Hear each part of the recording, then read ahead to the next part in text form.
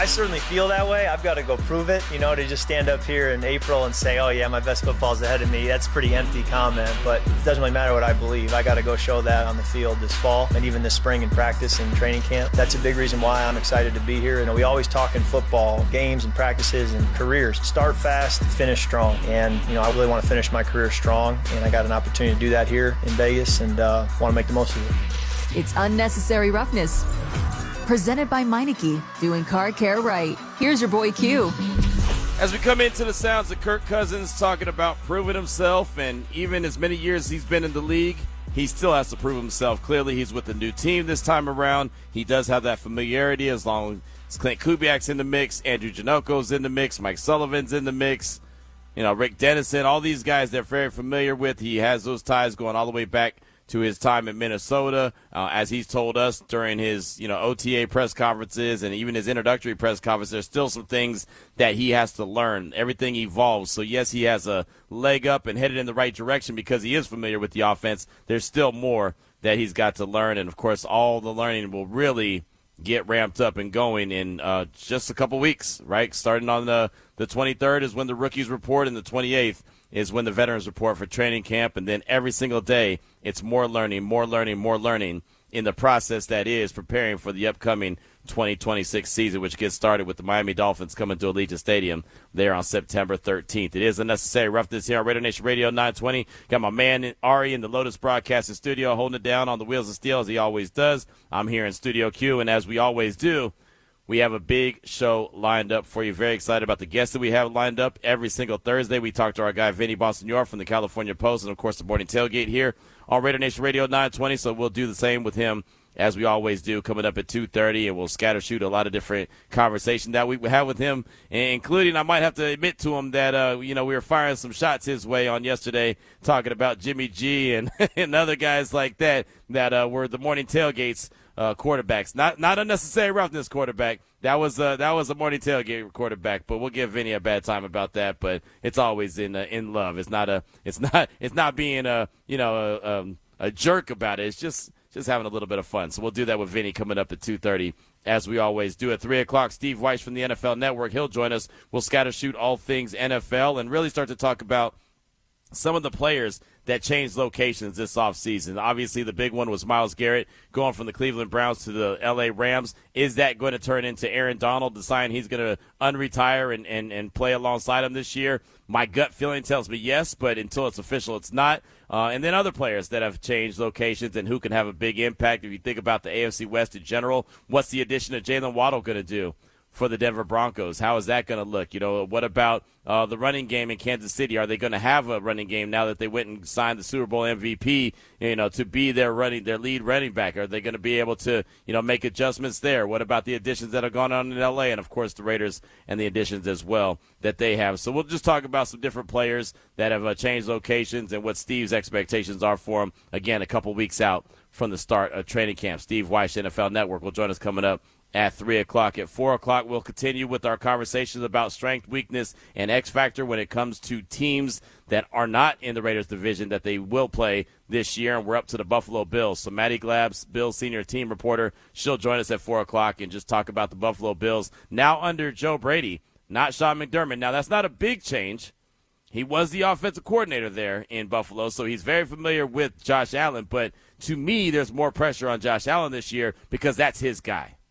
And many people believe when Sean McDermott got fired, that had a little bit of a nudge, hey, this is what we need to do from Josh Allen. So now is he going to be able to take that next step with Joe Brady at the helm as the head coach? And look, Joe Brady's a guy that his name was talked about quite a bit when he was all the way back in college, when he was, a offensive coordinator there at LSU when they had that fantastic team. And he wasn't necessarily the play caller, but he was part of the mix there as well when they were putting together that team that was putting up all kind of points, led by Joe Burrow, Jamar Chase and company there at LSU. Goes to the National Football League. I know he spent some time with my guy Matt Rule and didn't really work out that well, and there's times he got fired, there was times he got demoted, then he ends up in Buffalo, and now all of a sudden, here he is. He's the head coach of the Buffalo Bills. So we'll talk to Maddy Glab, Bills senior team reporter, coming up at 4 o'clock. Then At 4:30, we're going to have a little bit of fun. Ari's going to have a little bit of fun as well. He'll actually have a in-studio guest, and we'll get our laugh on. And that's comedian Kat C. She'll join the show. She's been on the show before. She'll be in studio there where Ari's at. She actually is doing multiple shows starting tomorrow night at the Jimmy Kimmel event. Is that what it is tomorrow? It's starting tomorrow night, right, with Jimmy Kimmel? The comedy club? Yes, that is correct. I'm going to double check on my text, but I know that's a fact. Yeah, there you go. So she'll be at the Jimmy Kimmel Comedy Club starting on tomorrow evening. So she'll come in studio and tell us about the event. I've been on her show before. She's been on this show before. So anytime she's in town, she always likes to check in and say what's up. You'll have to ask her who JVT is, because that's not our very own John Von Tobel, but I'm just curious. That's funny. They have another act named JVT. Oh, yeah. That's funny. That would be funny if John Von Tobel – I don't think he's going to get the reviews as a comedy, comedy act. He has comedic moments, but I don't think that he's on stage at the Jimmy Kimmel Comedy Club telling a bunch of jokes. But he'll be happy to know that he's at least his name is on the flyer. So how about that? But no, Kat's real cool, so she'll join the show. She'll be in studio there at 4:30. Of course, in the meantime, in between time, we'll hear from you as well at 702-365-9200. So as you can tell, we're packed to the gills. We got a big show coming off a big show. JT the Brick had a fantastic show there at Summer League, had multiple really good guests there, include a Meta World Peace, a.k.a. Ron Artest. He was part of the show. Who else was part of the show?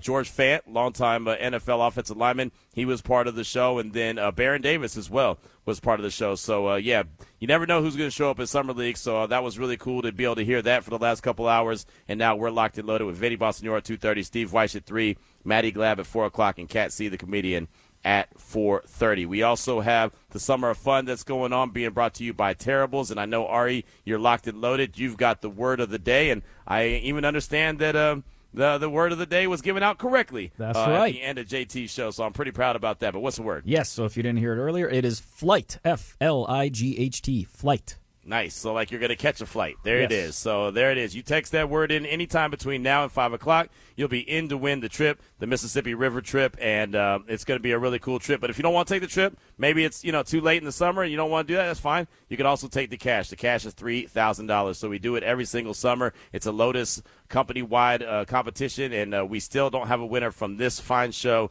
in this station. So we need to hurry up and get on that, and make sure you text the word flight to 702-365-9200. You take the trip or take the cash. And like I said, the cash is $3,000. Before we get into the opening drive, we got to hear from our guy E-Rob. Yesterday was important. Tomorrow's going to be important. But today, my friends, is important, and this is why. Because every day matters. The older you get, the more you start appreciating day in and day out.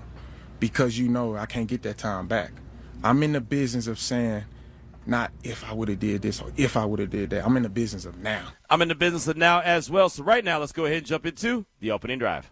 The opening drive of Unnecessary Roughness on RaiderNation Radio 920 AM is brought to you by Paul Padala. It's not about the injury, it's about the recovery. So a lot of times we're sitting back in the lab and we're thinking about, what topic we want to bring to the table. And sometimes, and a matter of fact, a lot of times it just happens organically. And this is one of those great examples of it just happening organically. As I was putting together the podcast for today, was hit with a really good question that I thought, hey, man, a couple weeks out from the start of training camp, it's actually a really good question. So this comes from you.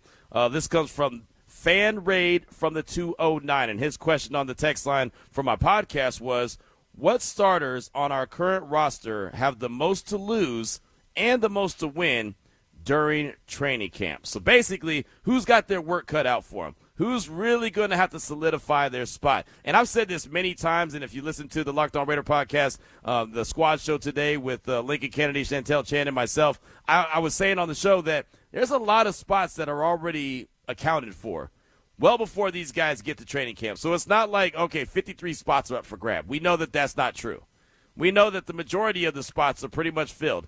For the most part, these guys, Clint Kubiak and company, have a really good idea of who's going to be on the roster, who's going to be the first team, who's going to be the second team, who's going to be the third team. They have a good idea. Can it get swayed one way or the other? Sure. Right? Plenty of things could happen during training camp and preseason. Someone could play a little bit better than they expected them to, or someone might not show up very well once the pads come on. right? And then what you thought you might have had, you don't. And obviously, injury plays a role as well. There's a lot of factors that go into it. But there's already a basic blueprint of what this roster is going to look like.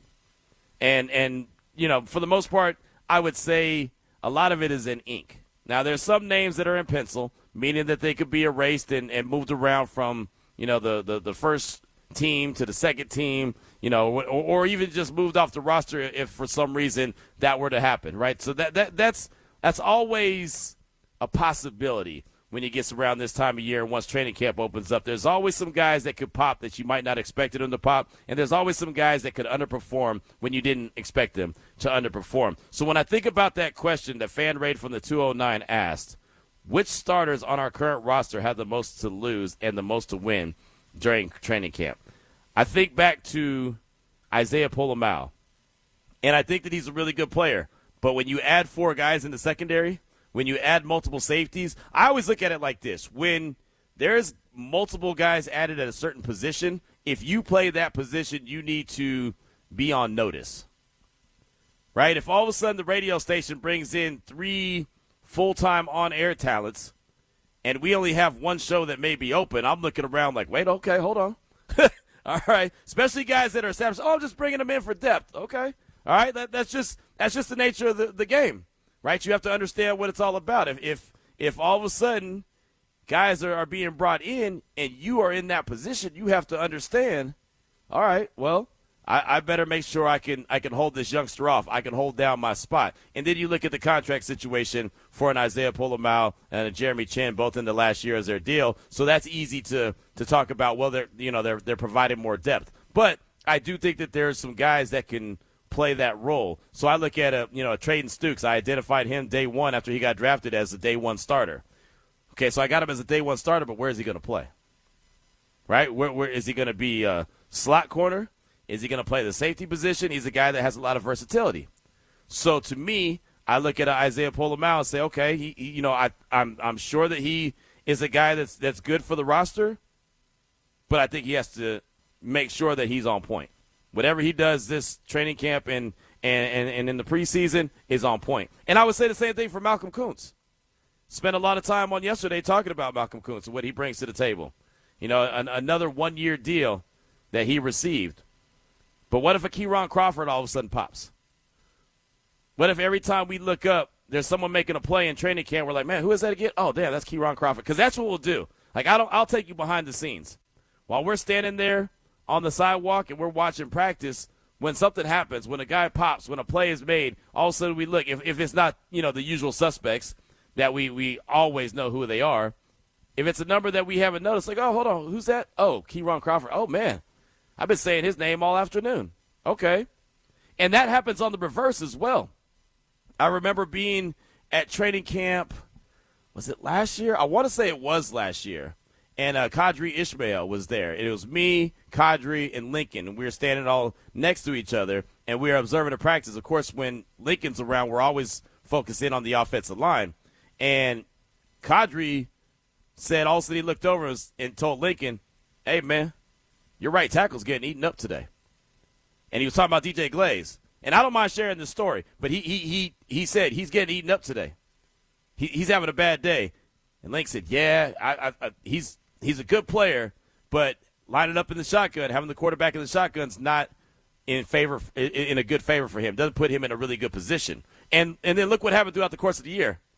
We saw that when Geno Smith was in the shotgun and lined up in the pistol, DJ Glaze was not in a good position. But Kadri identified that, hey, he's not having a good day at that right tackle spot. And so then I really started locking in and focusing. And then Lincoln said, yeah, it's that step here, or it's one motion too slow, and that's what's happening.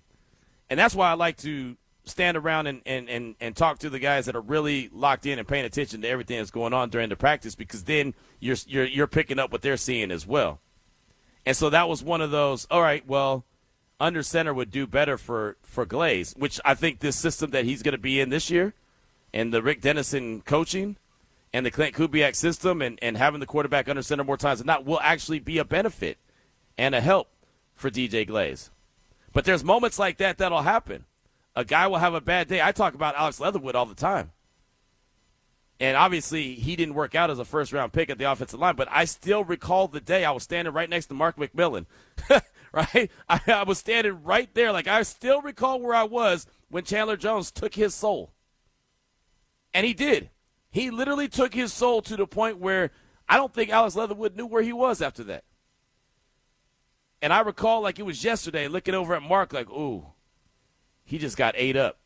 And I remember he walked around in a circle, and he took his helmet off, and he took a knee. Then he stood back up, walked around in another circle. Then he walked to the sideline, and I looked at Mark. I said, there ain't no coming back. There ain't no coming back from that. But those are the things that you notice, and so I bring that up because there are guys that could have a bad day at the office or multiple bad days at the office, and that's what you don't want to have. You just want to be consistently you if you're trying to solidify your spot, and you've already been there. Obviously, the rookies are going to go full throttle, right? Because they're trying to prove who they are. Undrafted free agents, they're going to go full throttle because they're trying to prove who they are. And they're trying to get their spot on the team. And if they don't get a spot on the team, they're trying to get at least some really good film. We talk about that every year at training camp. Get some really good film. Preseason, get some really good film. If you don't make this squad, there's 31 other teams that you might be able to make, but you got to get some good film out there. So you know the youngsters, if they're worth the salt, they're going to give you everything. But the veterans, especially guys like a Colton Miller, like a Tyler Linderbaum, like a Max Crosby, like a Adam Butler, guys like that you know are solidified on the roster, they have other things that they're working on in camp. They're not trying to go 100 miles an hour so they can make the team. They're trying to get themselves in really good position for the upcoming season. Max, he only knows one speed, so there ain't no well, he's just working on this or he's working on that. No, he's in game mode all the time. Now, how is that going to be managed this year? That's going to be an interesting storyline for training camp. How is Max Crosby's practice? Not the game, but practice. How's the practice going to be managed? Are they going to have him out there all the time? When is he going to get out there? As we all know he's coming back from the knee surgery, and from everything, it looks like he's good. Seeing him at the SAC Summit and seeing him, on the get-offs, it looked like he's good. But, again, he wasn't going 19 practices in the middle of the heat, in the middle of summer for training camp either. So I'm sure that they'll be very careful and manage him correctly. All that matters is that you get Max Crosby to September 13th. That's what you got to do for him. Guys like Jamad McCoy, what are they going to look like in practice? I feel like he could be a starter. He can earn that spot across from Eric Stokes, but how much is he actually going to be out there to earn that spot across from Eric Stokes? So then a guy like Darian Porter, would you say he's a starter? Would you pencil him as a starter? So I would say that if I'm answering the question who has a lot to lose or a lot to win, I would say Darian Porter. Because, again, going back to the secondary, how much competition is there at that spot? You bring in Stukes. You bring in McCoy. You bring in Masses, right? Also, you bring in Taron Johnson. And I know he's a nickel corner. But all of a sudden, you've got a lot more bodies than you had, capable. Guys that have proven to be successful in college. Now, that doesn't mean that you're successful in the NFL. But they have some resume built already from what they were able to do. And the biggest thing for me is all those guys I mentioned all take the ball away. Something that the Raiders haven't done. The wild thing is, think about this. When you talk about the secondary, the guy who led the team in interceptions last year, Caillou Blue Kelly, is not even on the NFL roster right now. I learned that yesterday when we were going through the veterans who are out there still available that you might be able to get for depth. Realize Caillou Blue Kelly's still out there available, which is kind of wild. And he was the guy that created the most turnovers for the Raiders last year. I don't think any of us thought that he was some lockdown corner or some great corner, but he did come up with the ball more times than not. So now they bring in guys that have 5 or 6 career interceptions, 4 or 5 career interceptions, guys that see ball, anticipate it, and go get it. So if you have that skill set and you're a Darian Porter who's still learning that corner position, that could be a tough task. That could be a tall task, as a matter of fact, because these guys have been playing corner for a while. Darian Porter's still learning that position. And as Lincoln always says, I hate it when guys get to the NFL and have to develop. Guys can get better fair. Guys will always, you should always be getting better. I don't care if you're in year 8, year 9. You should always be working on your craft to get better. There's no doubt about that. But the NFL is not supposed to be the developmental league, right? You're supposed to have some good skill set. One of the things that used to drive me crazy as a hooper, I used to get so angry when the NBA draft would come up and a guy would get selected, and then you'd hear the announcer say, well, you know, when he develops a left hand, he's going to be a really good player. And I used to pull my hair out like, what do you mean when he develops a left hand? Like, that's supposed to be fundamental. That's supposed to be something that you did when you were in, high school or even before that. Like, you're supposed to have a left hand or you don't. Like, you don't go to the league and develop a left hand, right? Let me go to summer league and find some of these cats and be like, well, you got to develop a left hand. I'll pretty much bet if he has to develop a left hand, he probably ain't going to make that roster. But there was times when I would actually hear that on the broadcast right after a guy got drafted. It would drive me crazy. It's either you got it or you don't. Now, you could develop a better, a more consistent three-point shot, sure, right? Everyone can work on their free throw game. Maybe it'd be a little bit more consistent, sure. But a basic fundamental skill set, you shouldn't have to develop. So that's why Lincoln always says that he gets frustrated when he hears people say, well, this guy's got to develop. Well, once they develop him, look, man, you should already have a lot of the skill set when you get to the league. Refine it, get a little bit better, sure, absolutely. Right? We should all continue to get better at what we do. But, man, you don't develop on the biggest stage. Right? You go like they did my son during the AAU. My son Kimani, man, he was so excited. He was like, Dad, we're playing at this AAU game at Bishop Gorman. I was like, oh, okay, cool. That's the big boys. Oh yeah, all these college head coaches are gonna be there, man. They're all gonna see us play. I was like, oh man, that's awesome. Can't wait to see. Can't wait to get there. Man, we got there. Yeah, all the college coaches were there, all right, watching everybody on court A. He wasn't on court A. He was on court B. So you know who was watching? Me. It wasn't Scott Drew. It wasn't Patrick Ewing. It wasn't any head coach from college. It was me and the rest of the parents that were there supporting their kids. That's who it was. So there's different levels to the game, right? He was on the developmental court. He wasn't on the advanced, we're going to go to college and take you to the next level. He wasn't on that court at that time. And that was the longest night at Bishop Gorman. Trust and believe that I was like, can we get a running clock on this thing or something? Let's hurry up and get up out of here, man. It was the last game of the night, too. It took forever. But, hey, you got to do what you got to do, right? You got to hold it down. So I think that there's a handful of guys that have a lot to gain and a lot to lose that are starters, that were on the team last year, that are what we would consider vets at this stage of the game. I mentioned a couple. Isaiah Polamau, I think he's one. Malcolm Kuntz, I think he's another. For health purposes, I think JPJ is one. Let's keep it a buck. For health purposes, I think JPJ is one. We've seen him in training camp his rookie year pretty much miss all of training camp for health reasons. We saw him last year. Okay, but they were treating him like a yo-yo last year, right? One day he's with the ones, the next day he's with the threes. One day he's a center, next day he's a guard. I just throw that training camp out the window. Hell, if I'm JPJ, I might throw that year out the window because there was a whole lot of uncertainty. But with the new staff comes new coaches, should come a new opportunity. And I definitely believe that he can hold down that new opportunity. I definitely can see him being that starting right guard. But he's going to have to be healthy throughout the course of training camp. He's going to have to be healthy throughout the course of preseason. Like I mentioned, get Max to September 13th. You got to get JPJ to September 13th. And he's got to be able to show that consistency, especially with that position, especially with this new offensive line blocking scheme. You're going to have to be there, be consistent, be available. Because if he has the nasty. He has the ability to be a Pro Bowl right guard, or if they slid him into the left guard, he has the ability to be a Pro Bowler. Let's put it like that. He just has to be out there and available. So if for some reason, not trying to jinx him, but for some reason all of a sudden he's missing a chunk of time in training camp, that could be detrimental. That could be bad because you have a young dude like Caleb Rogers that is fighting for a spot. You have a rookie in Trey Zune who's fighting for a spot. You have a guy in Charles Grant who I don't think he's fighting for a guard spot, but he's fighting for an offensive line spot. DJ Glaze is trying to hold down that right tackle spot. You got a guy like Spencer Burford. He's fighting for one of those guard spots. You got like someone said it on the squad show today. It's like 9 guys fighting for 5 spots, and it's not even that. Because 2 of the spots are really held down. They're in red ink. You can't erase them.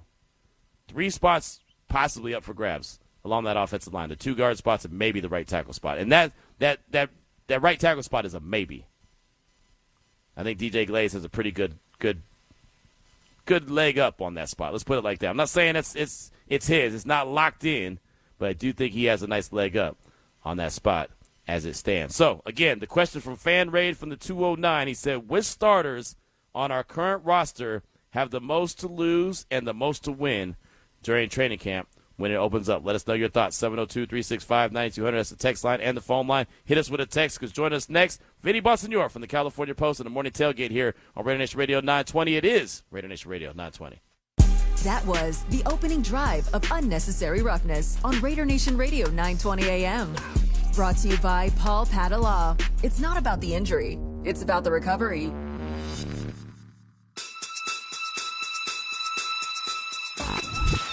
What they're doing with Fernando is really giving him space to grow and saying, you know what, you don't have the pressure. You don't have to be the day one starter. There are a lot of people in the nation who would want him to be, want him to start earlier than later. But at the same point, there are other pieces we have to get in place. We don't even know what this offensive line is going to look like. Oh. The last thing you want to do is put your future investment out there behind a tattered offensive line that gets nothing done. So you want to establish a running game. You want to establish your offensive line. There are so many pieces that have to fall in place before Fernando Mendoza takes over.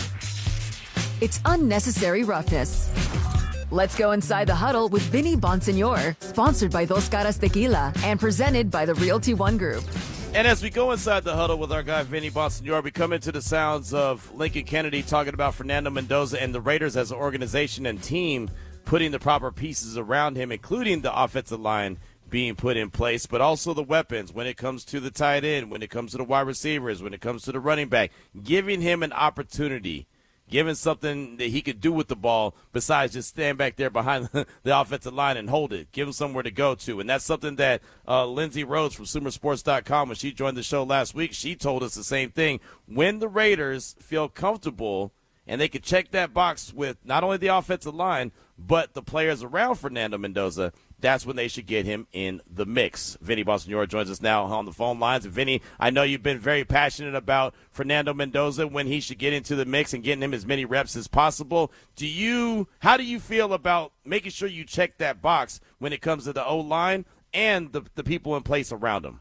Yeah, no question about it. It takes a village to raise a quarterback, and that's just the fact of the matter. It's a fine line. You don't want to break them. By putting him in and around just a bad situation. But at the same time, you can't be overly scared either. This is the NFL. There's going to be ups and downs, and learning from ups and downs, and sometimes the downs is beneficial as well. But they're not going to be risky about it. They're going to be smart about it.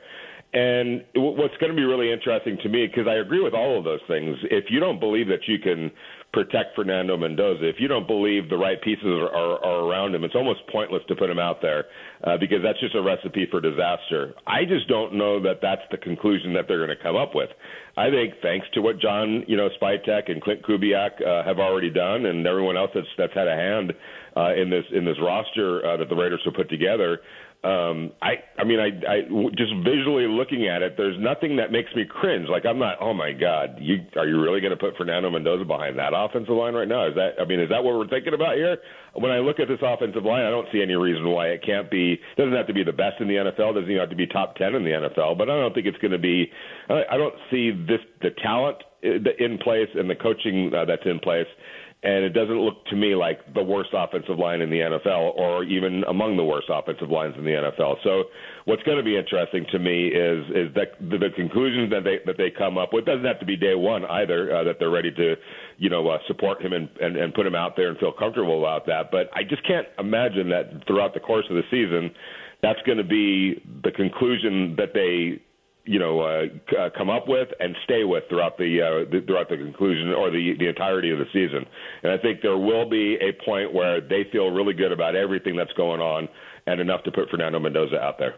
With the weapons that you talked about and what John Spytek has done, really turning the roster over and bringing in a lot of guys, where do you think it stacks as far as being able to compete game in and game out with whoever's on the schedule? And we're assuming that it's going to get blocked up? If it gets blocked up, then I feel pretty good about Ashton Jeanty, and I feel pretty good about Brock Bowers as your two primary playmakers. That's pretty high stuff right there when you think about it. I mean, Brock Bowers was drafted, unusually high for a tight end. There's a reason. I think we all saw that his rookie year. There's a reason why Ashton Jeanty was drafted where he was drafted. He's a dynamic football player. So when it comes to the weapons, it might not be a deep set of weapons, but it's very top heavy, I think, with Ashton Jeanty and Brock Bowers. And both of us totally are on board with Trey Tucker and feel his best football is still ahead of him, especially if things improve with the offensive line and improve with the quarterback and improve with the running game. I thought Jalen Naylor, even before free agency, was somebody that the Raiders should look at because I love the upside, and especially in a better situation that's going to afford him more opportunities. So when I look at the weapons from the high end of Brock Bowers and Ashton Jeanty to what they have in and around them, I feel pretty good, yes, that it's enough to be able to compete. It's not enough necessarily to win a Super Bowl, right, but it's enough to go out there and compete at a high level for sure. Vinny Bonsignore from the California Post and the Morning Tailgate here on RaiderNation Radio 920 is with us here on Unnecessary Roughness. We had a discussion earlier this week about this offseason with the Raiders and how it's felt like they're trending in the right direction. This team is headed in the right direction. But I was very open and honest where I said I felt that way before. I felt pretty good about the direction that they were going to go with Antonio Pierce. I think we all kind of got on board with Pete Carroll because of the resume that he had, and obviously it didn't work out. In your opinion, what makes this offseason different than the ones that we had confidence in before?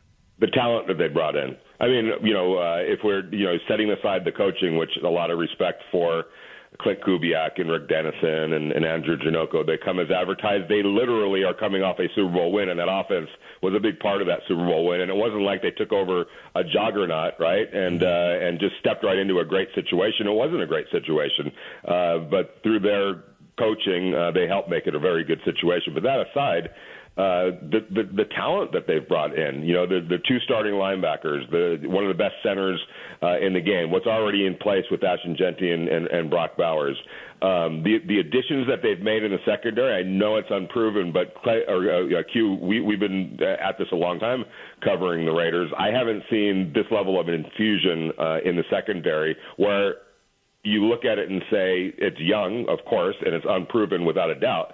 But there's some really good football players in that secondary in a way that we haven't quite seen. We certainly didn't see it last year, and we could tell that in training camp. When all right, who's going to play here?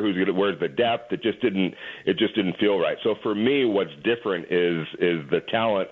And we keep talking about this as well. It's not talent that's, okay, they're here for 1 year, they'll adjust that, they'll have to check that box off after next year because that guy's not going to be around here much longer than 1 year. When you look at Quay Walker, when you look at Nakobe Dean, when you look at Kwity Paye, when you look at Tyler Lindenbaum, when you look at Colton Miller and Brock Bowers and Ashton Jeanty, this is talent that you can build with. That's going to be here for a little while. So Traden Stukes, Jermon McCoy, if he could stay healthy, Darian Porter, like these, it's a very young but very very high potential football team with players that you can look at and see out there in practice going, okay, that guy's got talent. That guy's got talent. And that's just kind of scratching the surface right there. So for me, why it feels different outside of just the direction and, what they did in the front office, what they're doing on the coaching side, is the level of talent that they brought in. Yeah, and see, for me, that what they're doing in the front office and the decisions that they made and the way that they went about it, Vinny, it felt like there was a true plan that they had from day one, from the minute John Spytek stood there and said, hey, I'm going to be the lead of football operations. Tom Brady's going to assist me. It's not going to be an overnight build. It seemed like that whatever plan that they had in place on that paper or on that whiteboard, they went out and attacked one by one and checked those boxes. I completely agree. It wasn't long into training camp where I got a text from somebody in the NFL that said basically there's a couple of different playbooks that are going on right now with the Raiders. Not everybody's on the same page there. It's like, oh boy, here we go, and we could see that obviously played out, and it happened, and everyone learned from it, obviously. There's no multiple playbooks going on right now. Everybody is operating in the same out of the same playbook, and you've seen that in all the moves that they've made. You've seen that. You think about Fernando Mendoza's pro day and the army of people that were there for his pro day. You even go back to before the end of the season last year at his national championship game and the Raider contingency that was there, that they were there together, and it was a unified front. Never more so than at that pro day where you had the head coach, the offensive coordinator, a quarterbacks coach, the general manager, the director of scouting, the assistant general. You know what I'm saying? It was everybody operating out of the same playbook, and I think that the decisions that were made, whether it was free agency or the draft, 1,000% reflected that, and probably in a way, in a way that we haven't seen since the Raiders got here to Las Vegas. Vinny Bonsignore, California Post, and the Morning Tailgate here on RaiderNation Radio 920 is with us here on Unnecessary Roughness. Now, I got this question from a listener. It was great. From Fan Raid from the 209, he said, what starters on our current roster have the most to lose and the most to win during training camp? So I threw a couple names out there, but in your mind, those guys that are starters, guys that have been there, done that already on this Raiders team, who has the most to lose and who has the most to win during training camp?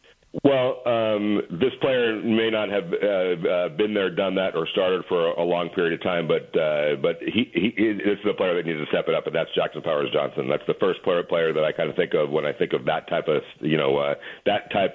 description. Like, it's time for Jackson Powers Johnson to be the guy that the Raiders thought they were getting when they drafted him in the second round. The talent is there.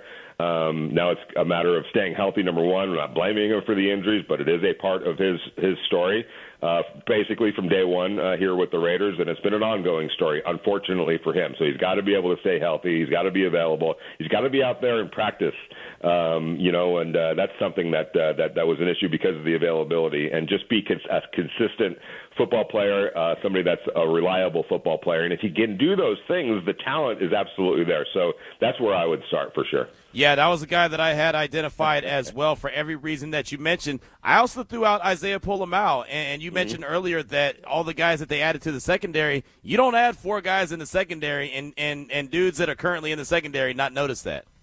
Yeah, I agree on Isaiah, and I do wonder if there might be a benefit for Isaiah here in the way things are getting set up, in that I think he could be a really good role player. I don't know that he's a down in and down out, starter. That remains to be seen. I'm not going to put a ceiling on him at all. But he's a guy that's done enough where that he can play football, and that there's ways to be able to utilize him to take advantage of a versatile skill set. So maybe in a more condensed role and a more defined role, he can benefit from that while not necessarily being a starter, but absolutely being a contributing player. Yeah, no, that's a good point that you bring up on Isaiah, and he's always been a guy that's had to work for his, right? I mean, it's not like he was a high draft pick or anything. I mean, he was a camp invite, and he worked his way onto the roster, and he stuck around, so I definitely can respect that. What about, going back to, you mentioned JPJ, going back to the offensive line in general, how quickly do you think that this team and this coaching staff can really get comfortable with five guys along that offensive line?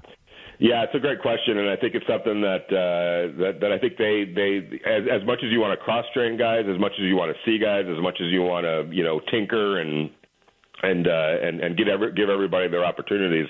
I really think it's important that they do kind of settle on a basic starting five. To be able to just give that group a chance to really gel, and I think that's been a problem. Q.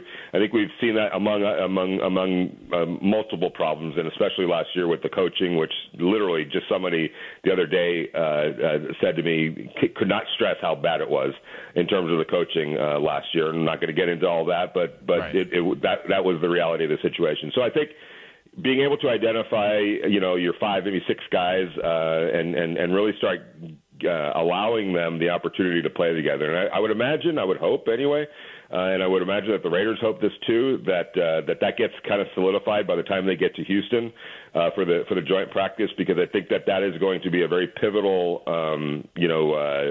day and sequence for the Raiders to really get an idea of where they are, and specifically on the offensive line and at quarterback. Can you run the ball? Can this offensive line, whatever group of five it's going to ultimately be, and will be out there the majority of the time against their fantastic defensive line, how well they stand up to it, and maybe that's where a determination will be made as well. Maybe that's where a Caleb Rogers overtakes a Jackson Powers Johnson, or vice versa, or a Trey Zune, flashes and takes somebody's job, and there's a lot of different ways that can go, but I would imagine some either before Houston or right after Houston being able to really figure out what that starting five looks like and start getting them as many reps together as possible. One more quick one on the offensive line. How many jobs are open on that offensive line? 2 or 3? I think there's quasi 2, but I think Spencer Burford is pretty safe for now at left guard. I think they really like the experience that he brings and the understanding of what they're trying to do, especially in the run game. So I think that he's good to go. I do think that the Caleb Rogers, Jackson Powers Johnson battle at right guard is going to be one to keep an eye on. And I think I know that they really like Trey Zune. So he's going to have an opportunity one way or another, whether it's at tackle or guard, to make his presence felt as well. But that doesn't mean that they're going to go in. They're going in, closing the door on anybody taking anybody's job. I just feel like those are the 2 main ones. And I'm curious too as well to see where Charles Grant's progress is. And whether or not he's ready to challenge for a starting job, maybe at right tackle.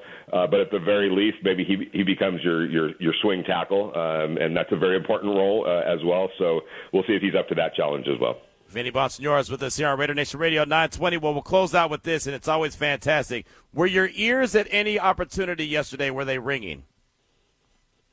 They're always kind of ringing, so I'm going to say yes. I'm going to say yes.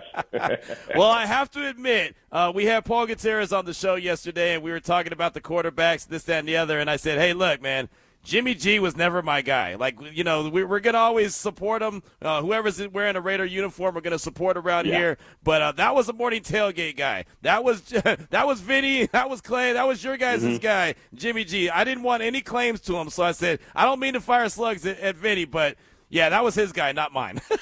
Yeah, and I get that. Now, I will say I've had conversations with Sean McVay just recently, and he loves Jimmy G, and he wants him back, but I think Jimmy G is going to retire. He literally told me, you give me a year with him in our offense, I guarantee you he'll be a top 12 quarterback. He goes, that is from watching him in 2 years. So if Sean loves him, then – and here's the other part. In his defense, he was never healthy with the Raiders. Never. That was just a bad situation.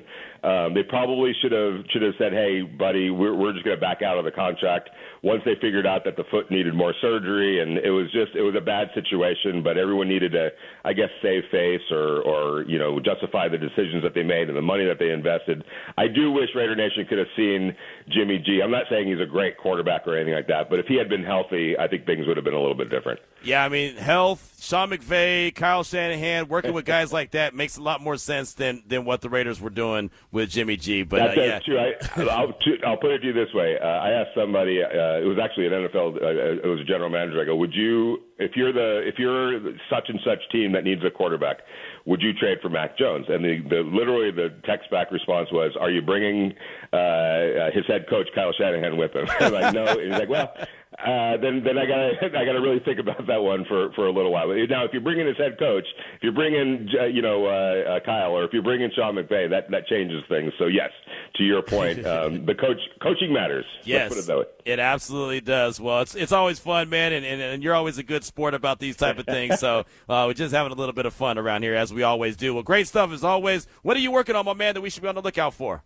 3 things to watch for Raiders training camp, and there will be plenty of Fernando Mendoza, because obviously the top pick. I mean, I know that there's fans that are probably getting a little tired of us talking about Fernando Mendoza, but I'm just going to say this to Raider Nation. You got the number 1 pick in the draft, and he's a quarterback. He's the Heisman Trophy winner. He just went 16-0. He just took his team to a national championship. He's got everything going for him. He's got a great personality. He's a star in the making. Trust me when I say people are going to be really interested. It's not just us about Fernando Mendoza, so you might want to just get used to it, and hopefully it all works out for the best. And there's all kinds of great reasons why a lot of people and a lot of eyeballs are on Fernando Mendoza. Yeah, hey, man, you hit it on the head. It's not just Raider Nation that's paying attention to Fernando Mendoza. Yeah. I mean, that's the national storyline. When is he going to get into action? When is he going to be that guy? And as Paul said on the show as well, you can never talk about the quarterback too much. It might feel like it's being talked about too much by us when we're doing it, but you can never talk about the quarterback too much because he's so important to the success of your team. I got to throw one more thing in. It is the Raiders. I don't know that we're having this conversation, and I love Cam, the young quarterback with the Tennessee Titans. But there's a big difference between the Tennessee Titans and the Las Vegas Raiders. The Raiders' name carries a lot of weight too, so there's a lot of curiosity on how this is all going to work out with Fernando. Well, to your point, Vinny, even after Cam Ward was selected, I mean, we didn't even have time to talk about him after he got drafted. It was like, oh, the Jaguars just made a trade. Oh, they're bringing Travis Hunter. Right. You know what I mean? Like, he never got any conversation, and honestly, no one's talking about him even right now. Yeah, and he was also, I mean, if we're going to be honest about this, he was also somebody that Miami didn't make the playoffs. There wasn't a big run for him. And when you think about Fernando, like, he grabbed everybady's attention during that miraculous run that he had. Like everyone got on board on that story. Like, who's Fernando Mendoza? And oh wow, and he's making plays. They didn't win despite him. They won because of him. So there's a lot of advanced, warning for him and just a body of work. It kind of reminds me of kind of an old school type of situation where you'd see a Michael Jordan come to the NBA, not necessarily painting him like Michael Jordan, but somebody that college football fans and NFL fans got a big look at and a big taste of because he was playing in one big game after another on national TV, and so we all were part of the journey. Now we want to see what happens to him in the NFL with oh, by the way, the Raiders, one of the most iconic franchises in the NFL. Yeah, if he can lead the charge and get this organization turned around to where it needs to be, I mean, he'll be a rock star. Like Jalen Brunson eats for free in New York forever. Yeah. Fernando Mendoza could have that same kind of quality and that same kind of attributes for this team. Well, great stuff as always, Vinny. Thanks so much, my man. Definitely appreciate you. All right, brother. Have a great show. Will do. That was great stuff right there from Vinny Bonsignore from the California Post and the Morning Tailgate here on RaiderNation Radio 920. And that's the thing about it. I mean, Fernando, he was the guy that you watched on Saturdays, whether you liked him or you didn't. You just wanted to see, is this Indiana team for real? Are they really going to do it? And then when it looked like that they were going to lose to Penn State, see, I knew it. They can't do it. Oh, wait, they just won. When he looked like he was going to get knocked out against Ohio State, oh, see, he's not that tough. Oh, wait, he's back in the game. When it looked like Miami was, no, he just scored a touchdown, right?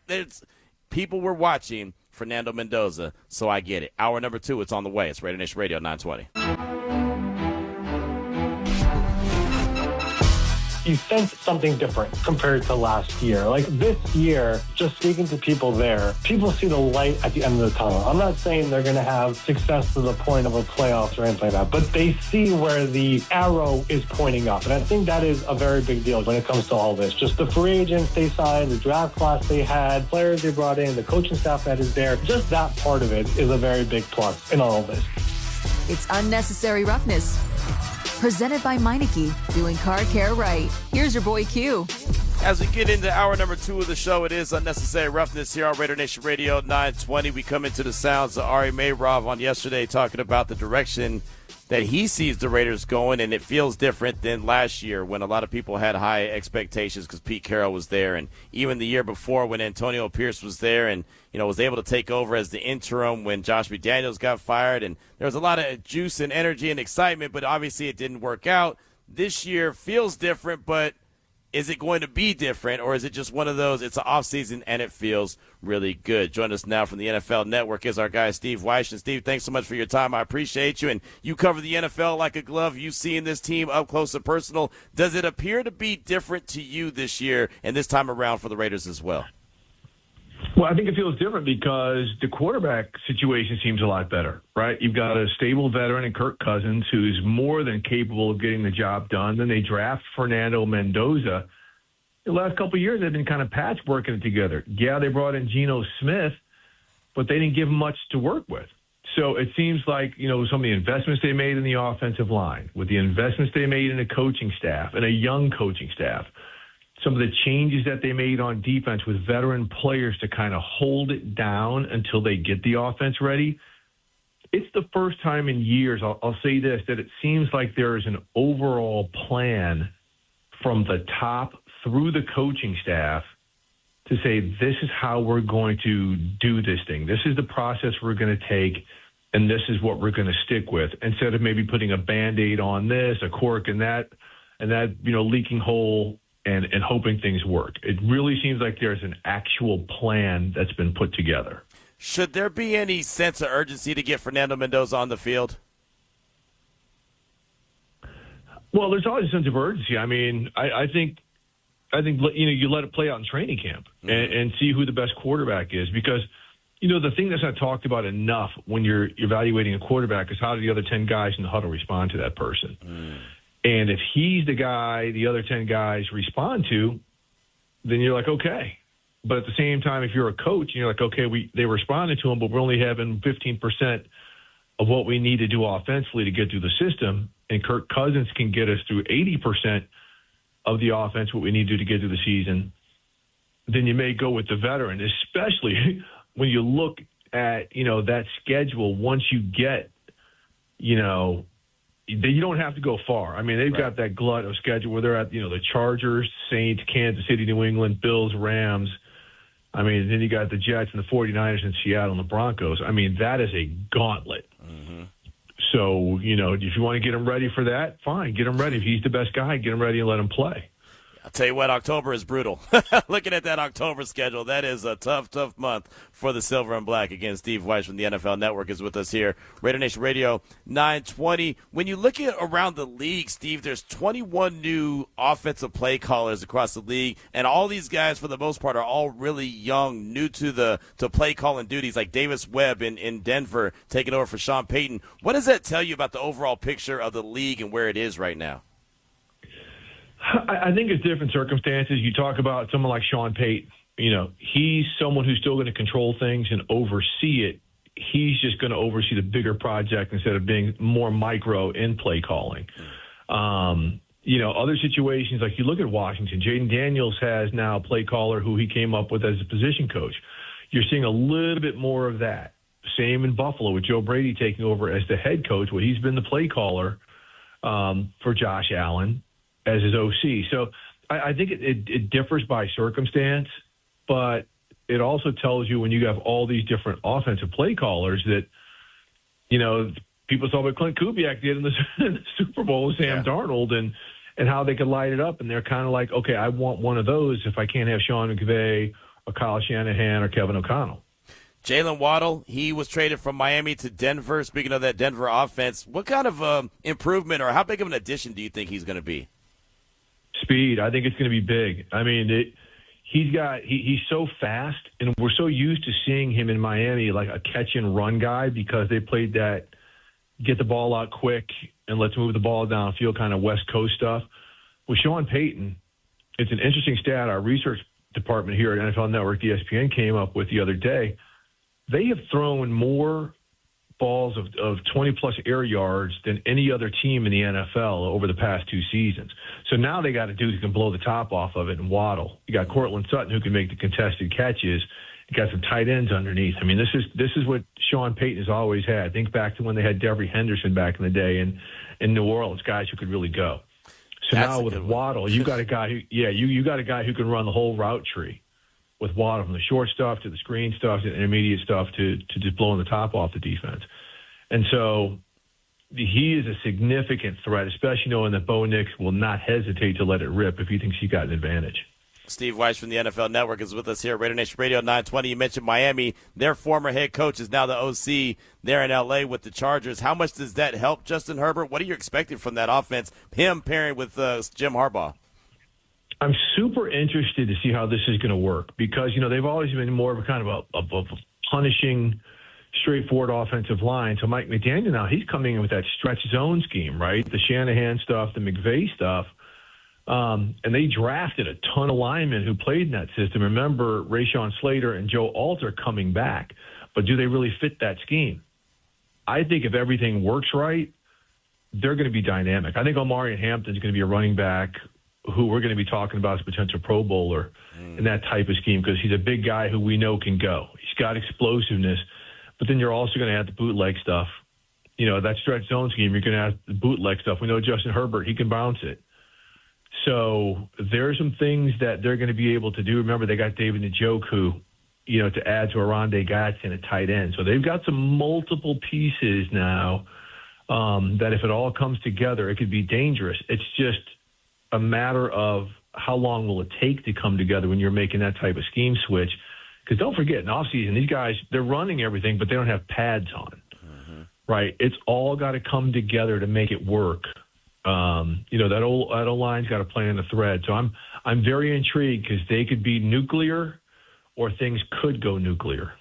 It's funny when you say that they got to put the pads on. It reminds me of the line that you told me before, right? There's a graveyard full of football players that said, what happened? The pads came on.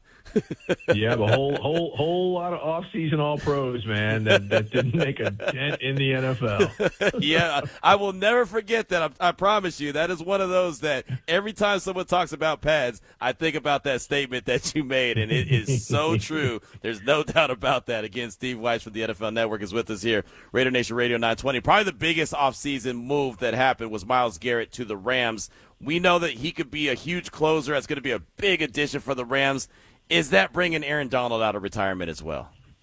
Sure looks like it, doesn't it? Yeah. Sure looks like it. I mean, we don't know anything definitive, but you're not hearing anybody shut it down, and particularly Aaron Donald, who's pretty active on social media. Like, he's not shutting it down.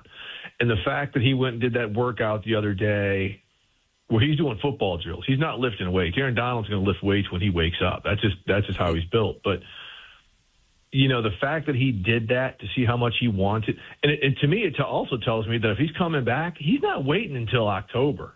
He's coming back in training camp. He's getting ready for all of this. And if it's a situation, now he wasn't a guy who was, he wasn't like Max Crosby playing 98% of the snaps anyway. But if you can roll him in there now with Braden Fisk and Kobe Turner and Byron Young, next to Myles Garrett, and there's so many things you can do now because let's not forget what they just did on the back end, right? They went out and got Trent McDuffie. They went out and got guys on the back end, and they also got 3 stud safeties. So, now you're looking at so much of that Seahawks model where the back end helps the front end helps the back end. And when you got the best player, at defensive end in this era and potentially one of the best defensive tackles to ever come back and play, my goodness. If they stay healthy, I mean, that would be the only thing. Injuries would be the only thing that could sidetrack them. Yeah, they look like they could be so dangerous, and there's not even I think they could be dangerous. We know how dangerous they could be with that offense, and we know those guys are closers on that defensive line. Well, every year it seems like there's a worst to first story. Is there a team or two that you're eyeing that you think they can make that move this upcoming season? Well, I really got my eye on the New Orleans Saints. I think they're a potentially dangerous team. Look, they're playing in a division where the winning team didn't even have a winning record last year.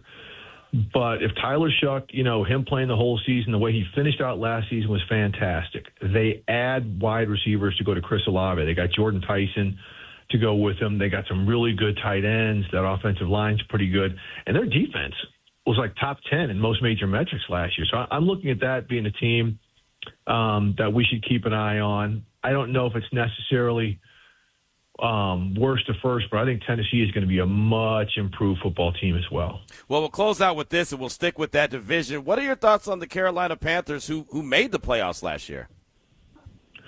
Very intrigued by them.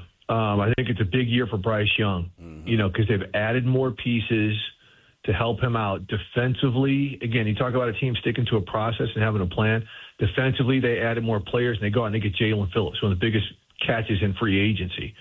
That defensive front can really be problematic for some teams this year. So if Bryce Young continues to improve with the receivers they got, Tedero, McMillan, and guys like that, they've got a chance to be pretty good. But you look at that division every year now, especially Atlanta with some of the moves they made. If their quarterback situation is good, Tampa could be a tough out. But I'm telling you, the Saints, when I look at what they are on paper right now and some of the moves they made and some of the growth they've made with young players, that is a team I think you really need to be watching this year. Before I let you go, I definitely have to ask you, I know you were there at the SWAC Media Day the other day. How did that go, and what are our expectations coming up? Yeah, I mean, I was there yesterday down in Birmingham. You know, you got your typical powerhouses like Jackson State and Prairie View. Alabama State is a team coached by Eddie Robinson Jr., no relation to the coaching legend, but they've got the Player of the Year quarterback in Andrew Body, a real active dual threat player. So everything went real well down there, and you understand, and I love this because you see it in the SEC. And when you're down south, man, football is a different religion. All right, it is something people wake up and they watch football before they pray for breakfast. These people, it is a whole different level of life down there. So that's one thing, that's really emphasized by that SWAC Media Day and the upcoming SWAC season. I have no doubt about it. I always look forward to paying attention and seeing some of there's some stars too. Don't make no mistake about it. There are some stars that play in that league. Well, Steve, fantastic stuff as always. What are you working on that we should be on the lookout for? I will be on the Insiders tonight. I've got a great interview with Leo Chenal, the former Chiefs linebacker who's now in Washington. Got some good stuff coming up. We're also going to talk about Drake May. Can they get back? Because it's more than just getting back. I think they got a few ghosts that they're trying to chase away for the way they performed at some points during the postseason last year too. Definitely something to pay attention to. The Raiders will be in New England October 11th. That's week 5. So definitely want to pay attention to see what Drake May and company have going on. Steve, great stuff as always. Thanks so much for your time. Thanks for having me on. Absolutely. Great stuff right there. Steve Wyche, NFL Network, and, man, all kind of scatter shooting, all kind of different subjects across the National Football League, and that's what we love to do here on Unnecessary Roughness on RaiderNation Radio 920. Many thanks to Steve, and we'd love to hear from Drake May, see what he's got to say and the upcoming training camp, the expectations, and there's a lot going on. There's a lot of noise for a team that normally is not very noisy. There's a lot of noise going on around the New England Patriots, not only on the field but off the field, actually more off the field than anything. So we'll see how that all plays out this year, and trying to come back from being a team that was in the Super Bowl and lost. That's always a difficult task as well. Ask any team that goes to the Super Bowl. For some reason, it's so hard to get back on that horse and ride it after you lose in the Super Bowl like the New England Patriots did. So many thanks to Steve. We do appreciate him. We do appreciate you and want to hear from you. The 702-365-9200. I know Ari's got some winning on the way in probably about 10 minutes or so, but we started out the show throwing out the topic about what starters on the current roster have the most to lose and the most to win during training camp, and we'd love to hear from you. That was actually a question that was thrown our way from Fan Raid from the 209, so we appreciate the contribution to the show, to be honest. I mean, just appreciate all the feedback. I mentioned Isaiah Polamau as a guy, mentioned JPJ as a guy. I definitely believe he has the talent. He can be that guy. He could be that starting right guard. He could be that tough dude and that nasty, but he's got to be available. That's going to be one of the biggest things, has to be available. So who are you looking at? Who are you identifying? Starters on the current roster, in your opinion, that have the most to lose and the most to win during training camp. Looking at the text line, I saw my guy Leo in the IE hit us on the text line. Q, what's up? It's Leo in the IE. Totally agree with you on JPJ. Really hope he can stay healthy and be that that mauler in the middle we need. But I think it's a make-or-break year for Big Mike. It's time to step up and show us that tight end that he was in college and lock down his dual tight end threat. We keep saying we have to take it. We keep saying we have. How come the text lines messed it up? Lock down this dual tight end threat that we keep saying we have. All right, there you go. Take it easy, see you at camp. I'll get it. Hey, man, I'll get it worked out. Somehow, some way. We'll figure out what the hell it says on the text line. But, yeah, JPJ and Michael Mayer. And it's wild because we've been talking about Michael Mayer every year. Every year since he's got drafted. Obviously, the first year he gets drafted, we're all excited. Raiders didn't have Brock Bowers, but they had drafted one of the best tight ends in the game in college ball in Michael Mayer. And it just has not happened for one reason or the other. And at some point, you just assume that it's going to pop or it ain't, right? It's that old saying, S or get off the pot. And that's not a shot at Michael Mayer. That's a shot at really the organization. How are you going to use him? He's always used as a blocker We know that he's really stepped his game up as a blocker, but he definitely has, to your point, Leo, he has that ability to be that dual tight end threat. We've talked about it since the day Brock Bowers walked through the door, right? We talked about how great of a 1-2 punch those guys could be, and it just hasn't happened. And then even when Brock goes down, like, all right, Michael Mayer, now it's his time. It's time to step up, and he can show what he could be, and it just doesn't happen for one reason or the other. It's coaching. It's, not using him correctly. It's, him not being available for some time, and it's always something. But we all know how talented he is and how good he could be. We've seen it. We just haven't seen it consistently in the National Football League. And at some point, and I remember asking him, I want to say it was last year in the locker room, I asked him, it always seems like something happens. How do you not, get down and say, man, like, why something else? And he said, I'm just not built like that. That's not how I operate, right? I do everything that I can and keep on working and wanting things to be successful. And, there's been times where he's, had a concussion and he's been out. And so that's obviously something. Then, for personal reasons, he stepped away. And that's something that we're always going to be sensitive to. So you don't poo-poo on that. But at some point, I know he wants to pop. I'm sure the organization wants him to pop. And I know for damn sure the fan base wants him to pop, because we've all been sitting there anticipating and waiting for Michael Mayer. That's a really good text, Leo. Definitely appreciate you. Sorry I butchered it up at first, but that's how the text line goes every once in a while. But we'll figure it out, man. We do appreciate it. Let's go out to the phone lines at 702-365-9200. Let's talk to one of our favorites, Raider Dave in Denver. Raider Dave, welcome to the show. What's on your mind? Hey, brother from another. How you doing, man? I'm great, man. How are you doing? I am doing fine. I'll tell you, I really wonder about the film that's going to be coming out on a couple of players, and I think it's make or break a little bit for will they play here or will they play somewhere else. And it's Michael Mayer and AOC. More Mayer, because I think there's great room for him to be in this plan. But what if he balls out because, they're saving Bowers. They know they don't need to play him a whole lot. And what if Mayer, just balls out and somebody else gets hurt on another team, and all of a sudden the trade value goes up, and it's like, what are they going to do? Are they going to go ahead and let him go, or are they going to want to keep him because of this? And I don't know the contract setup. I did look up the contract setup for AOC, and believe me, I think that's a contract that would be easily taken on by somebody else, and the Raiders, I don't know if they got first right of refusal and they can add to his contract if they want to hang on to 3 because they don't know how well an Achilles is going to last with the new quarterback they pulled in off a veteran, or free agency. Mm-hmm. But man, I don't know. Both of those guys, I think I really want to see the greatest out of, and I'd love to see them make the team, but they're just in a situation where they might be coveted by somebody else. Yeah, they very well could, and that's a really good call, Raider Dave. Thanks so much for that. I appreciate you. And, yeah, I mean, Michael Mayer's contract is very reasonable as well, as he's in the last year of his deal. His base salary is only $2 million this year. So he's, I say only like $2 million is nothing. It's nothing for them. It's a whole lot for us. But, yeah, I mean, that's very reasonable contract as well. And if they do take that approach with Brock, I could see a team making a call and saying, what's it going to take to get Michael Mayer out of there? I can tell you this is what I do know.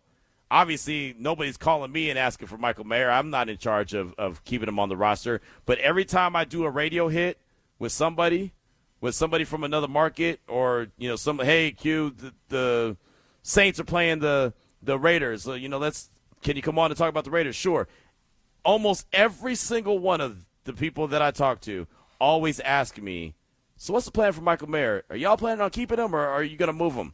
And the reason they say that is they always go back to, he was great at Notre Dame, and fill in whatever team you want. We need a tight end. And I think he'd fit perfectly with what they, with what this team does.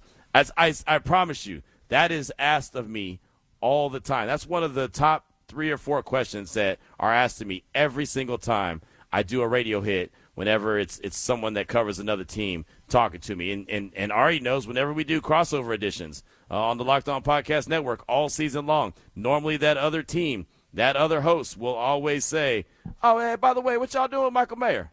Always. Always. So I could definitely see there being interest. Now, I don't know if the Raiders have any interest, but at the end of the day, you also have to, as our guy Quick used to always say, you got to follow the money.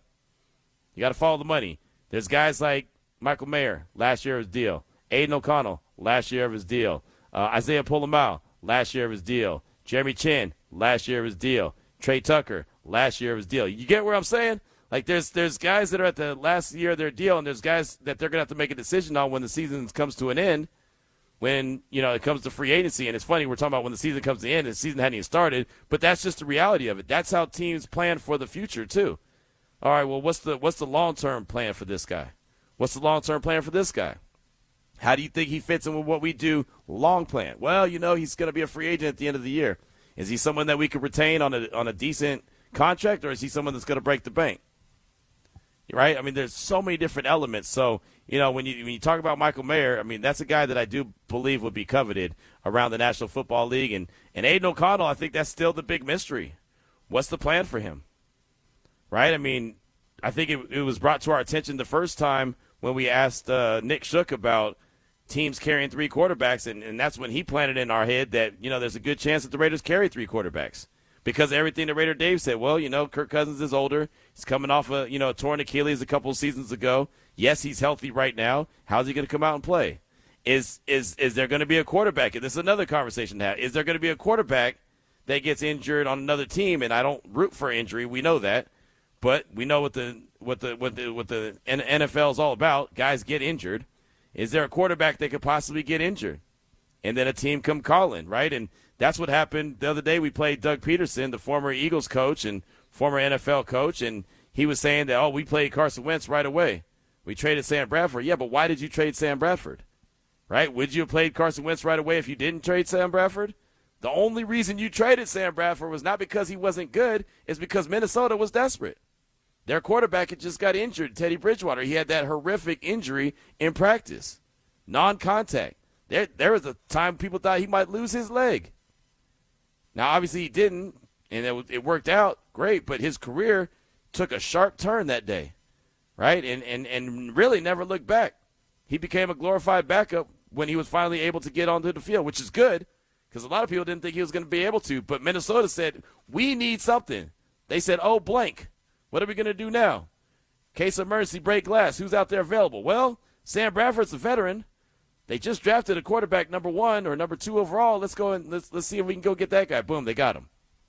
So if something were to happen, or even like we saw in Indianapolis last year, we see Daniel Jones go down, they call Phillip Rivers off the high school practice field. So those kind of things could happen. That might make the Raiders decide, you know what, let's roll with 3 quarterbacks.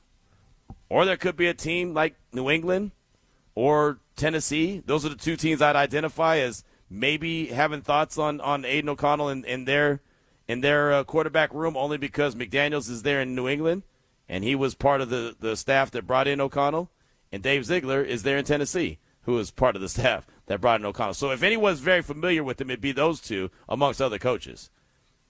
So, it might make all the sense in the world, as I mentioned, for them to carry 3 quarterbacks so they have more versatility on what they do. But really good call, Raider Dave. It's always great to hear from you. I know, Ari, you've got some winning on the way. What you got? I do. We're going to do it right now. 4-pack of tickets to see the Aviators versus the El Paso Chihuahuas at the Las Vegas Ballpark. That is on the 25th of July. And you can get it right now with me, a 4-pack at 702-365-9200. Caller 9 must be a Nevada resident. Boom. There it is right there. We'll hear from you at 702-365-9200. And we'll do football right here on RaiderNation Radio 920. I love Fernando, but Fernando's like every other young rookie. He's got to go out there and earn it like everybody else, and I'm excited about the opportunity for our team to have him as the first overall pick. He's done a lot of hard work to get to this point, but at the same time, like everyone at their age, none of these young players, none of these rookies have ever had a meaningful snap in the NFL. Their career and their journey will be determined by the work that they put in, by the adversities that they overcome, by the kind of teammate and team player that they are. Right now, we're doing football right on Unnecessary Roughness. Brought to you by Meineke, doing car care right. And as we do football right, we come into the sounds of Tom Brady. He was actually on Fox News. He was talking about some business, but they asked him about the Raiders and asked him about being a broadcaster. And obviously he's part of Fox Sports, right? Does the Sunday night game of the week all the time for Fox. He's part of the A team, right? And so he was talking about that, and then they started saying, well, I guess you're not going to talk about the Raiders. You're not going to talk about Fernando Mendoza. And then that's what he had to say. And obviously everyone, it doesn't matter what outlet you're on, every outlet wants to talk about Fernando Mendoza. It is a necessary roughness here on RaiderNation Radio 920. We threw the question out there to you. Which starters on the current roster have the most to lose and the most to win during training camp? That's actually a question that came from our guy Fan Raid from the 209. Hit me on the text line with that one, and I decided I'd bring it to the table here on the show. So we do want to hear from you and get your thoughts. Again, what starters on the current roster have the most to lose and the most to win during training camp? So we'll get to your calls. We'll get to your texts in a hot minute. But as I mentioned,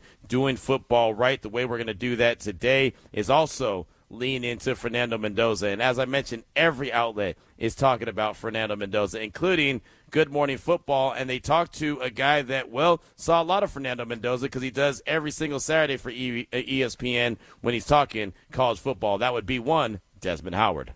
I started the show talking about, we do the draft, and we do the draft, meaning the college game day crew. We do it on ABC. And when we do it on ABC, my goal is to try to humanize these players for that audience, because that's not really a football-centric audience. So I want to try to tell their story, talk about their journey. So that's a great question, because I spoke to Fernando's parents in preparing for the draft. And one thing that I really love about him, I'm a guy who loves players, entertainers, anybody who bets on themselves. And Fernando was a guy who bet on himself. When he was in high school, he transferred to a different high school because he wasn't getting a chance to throw the ball. When he transferred, he wasn't told, hey, you're going to be our starting quarterback. They told him from the jump, you can come and compete, but you're probably going to be number 4 on our depth chart. But he went, he competed, and then he ended up at Cal. Now, the reason he ended up at Indiana, guys, is because his brother was at Indiana when he was quarterback at Cal. He would talk to his brother on the phone, and they would watch film. And Fernando would ask his brother about certain things he saw on film, and then his brother would ask him too. His brother told him, Fernando, we have an answer for everything. This is why I did that. Fernando's like, well, damn, here at Cal, I would have been baffled because I wouldn't have known what to do. So again, the young man bet on himself. He transferred to Indiana not because of the bag, but because he wanted to be developed as a quarterback who had answers for everything. So because of the way this young man thinks, I think he's going to have a fantastic NFL season. Now, I don't know what the Raiders got. I don't know what they got on the outside. I don't know who's blocking for him, but I think Fernando's going to be okay. Desmond Howard right there on Good Morning Football talking about Fernando Mendoza and the why. The why is always what matters the most. And, I've referenced a couple times the Raiders Squad show from the Locked On Podcast Network that we were doing this morning, and we started talking about Fernando Mendoza. And if you've been listening to this show for any amount of time, one of the best qualities about him that I've leaned into is what he's got between the ears. And it was so funny on the show, there was a little pushback saying, oh, well, Q, every quarterback has it between the ears or he wouldn't be a quarterback. That's not true. That's not true. Everyone has their own skill set. Some are very sharp between the ears. Some guys are able to diagnose plays, understand what they're reading when it comes to reading the defense, understand where to put the ball at so they don't set their teammate up to get blown up. Everyone doesn't necessarily have between the ears, but he has a certain intelligence level that he can digest the playbook. He can understand what you're trying to teach and coach and be able to go back and do it, right, and play it out in real time. So when the coach says that was good, but you didn't, you held onto the ball a second too long. You gotta release on this step. You took one too many steps, or whatever the criticism is and the critique, he's able to understand that and digest it. I could have gone on such a long rant about how much that was the falsest statement I've ever heard, that every quarterback has it between the ears. Some guys play quarterback because they're the best athlete on the team. If you think about it, we've all been there, high school, college, NFL. Normally the best athlete, let's start in high school. The best athlete is what? The quarterback. Right? There's times where the quarterback don't even give the ball up. because he's just that best athlete. They just want to get the ball in his hands. That's high school. All right, you get to college. You got to have a little bit of – you got to be able to throw the ball. You got to be able to play, a little bit not under center, but you got to understand what you're trying to do, get the ball to the playmakers. Okay, but then they dumb it down a lot of times where they'll give you the RPO system. They'll give you, the look over to the sideline and look at a color. Oh, it's red. I know what that play is. Oh, it's green. I tell a story all the time about when I covered Baylor, and this is when Art Briles was the head coach. There would be wide receivers that would never even leave the line of scrimmage. When the ball is snapped, they wouldn't even leave the line of scrimmage. You say, why wouldn't they do that? Because they know the ball wasn't going to them. They knew this they're going yellow. That's going to Corey Coleman. Oh, that's going to Jay Reed. That's going to this guy. Oh, it's not coming to me. And so instead of wasting their time running down the field in the Texas heat, I said, oh, no, save yourself. Just move your arms like you're moving in motion. There would be literally times I'd stand on the sideline, and that wide receiver would not leave me. And I'm on the sideline. I'm just watching, observing. So the college game, they made it so it was less complicated to make it easier for everyone to understand it. Matter of fact, when Bryce Petty was drafted, he was drafted by the Jets, I want to say in the 4th round. One of the statements that he made, and I want to say he said it to Kimberly Martin, who was working for, maybe she was covering the Jets at the time. She wasn't working for ESPN like she is now. He said to her, I learned a lot about reading defenses by playing Madden. Think about that. And everyone was like, wait, what? How could he say that? But he wasn't, one, being a smartass. Two, he wasn't trying to sound ignorant. It's just the reality of it. He learned to play quarterback because the work was basically done for him.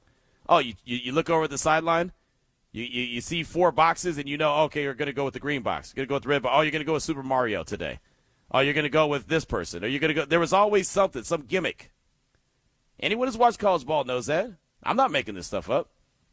They made it so it was easier, so everyone could understand how to play the game, how to get the ball to who it needs to get to, so they can go win games. Like Art Briles used to say, my job is not to develop this guy for the NFL. My job is to win games here in college. That's how I stick around. Now, it didn't work out too well for Coach Briles for multiple reasons that had nothing to do with on the field. But he's, to a certain extent, not wrong. I always talk about the Josh Heupel offense in Tennessee. Similar characteristics. That's why when Dante Thornton Jr. was drafted by the Raiders, I said, how is he going to develop? Like, that's going to probably be the biggest challenge, is going from a Josh Heupel-led offense where things are pretty easy to understand to the NFL game. Remember when Hardcore used to call in about Hendon Hooker all the time? Right? He used to call in about Hendon Hooker. Where did he go? Tennessee.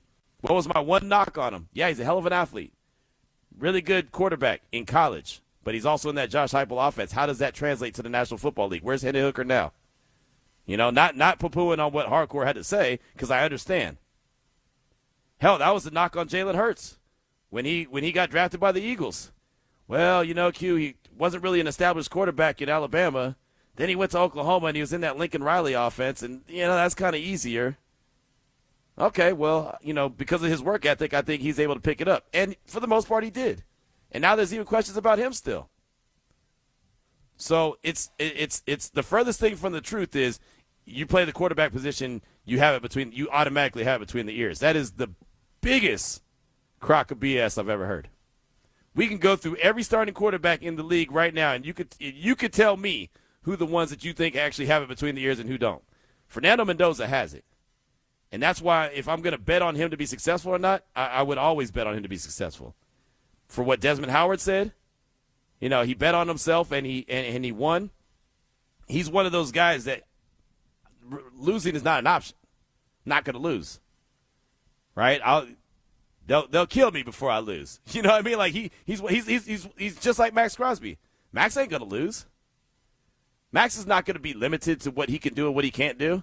Oh, well, you're just a 4th-round pick out of Eastern Michigan. You're not going to be able to be a superstar. He said, the hell I can't.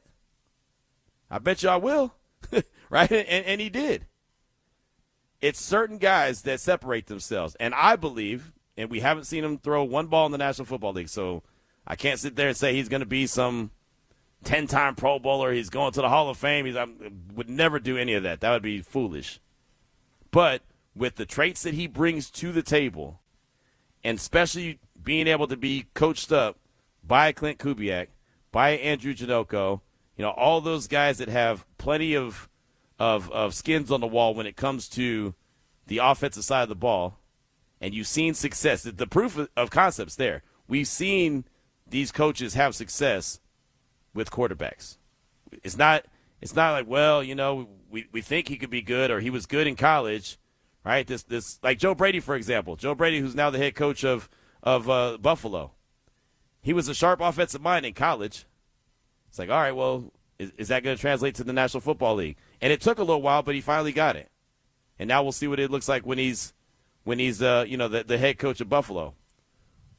But when he was at LSU, man, they were one of the most high-flying, high-wire act that you've seen when it comes to college ball. They were putting up 45 pieces like it was nothing, 45 and 50 burgers like it was nothing. Sharp offensive mind.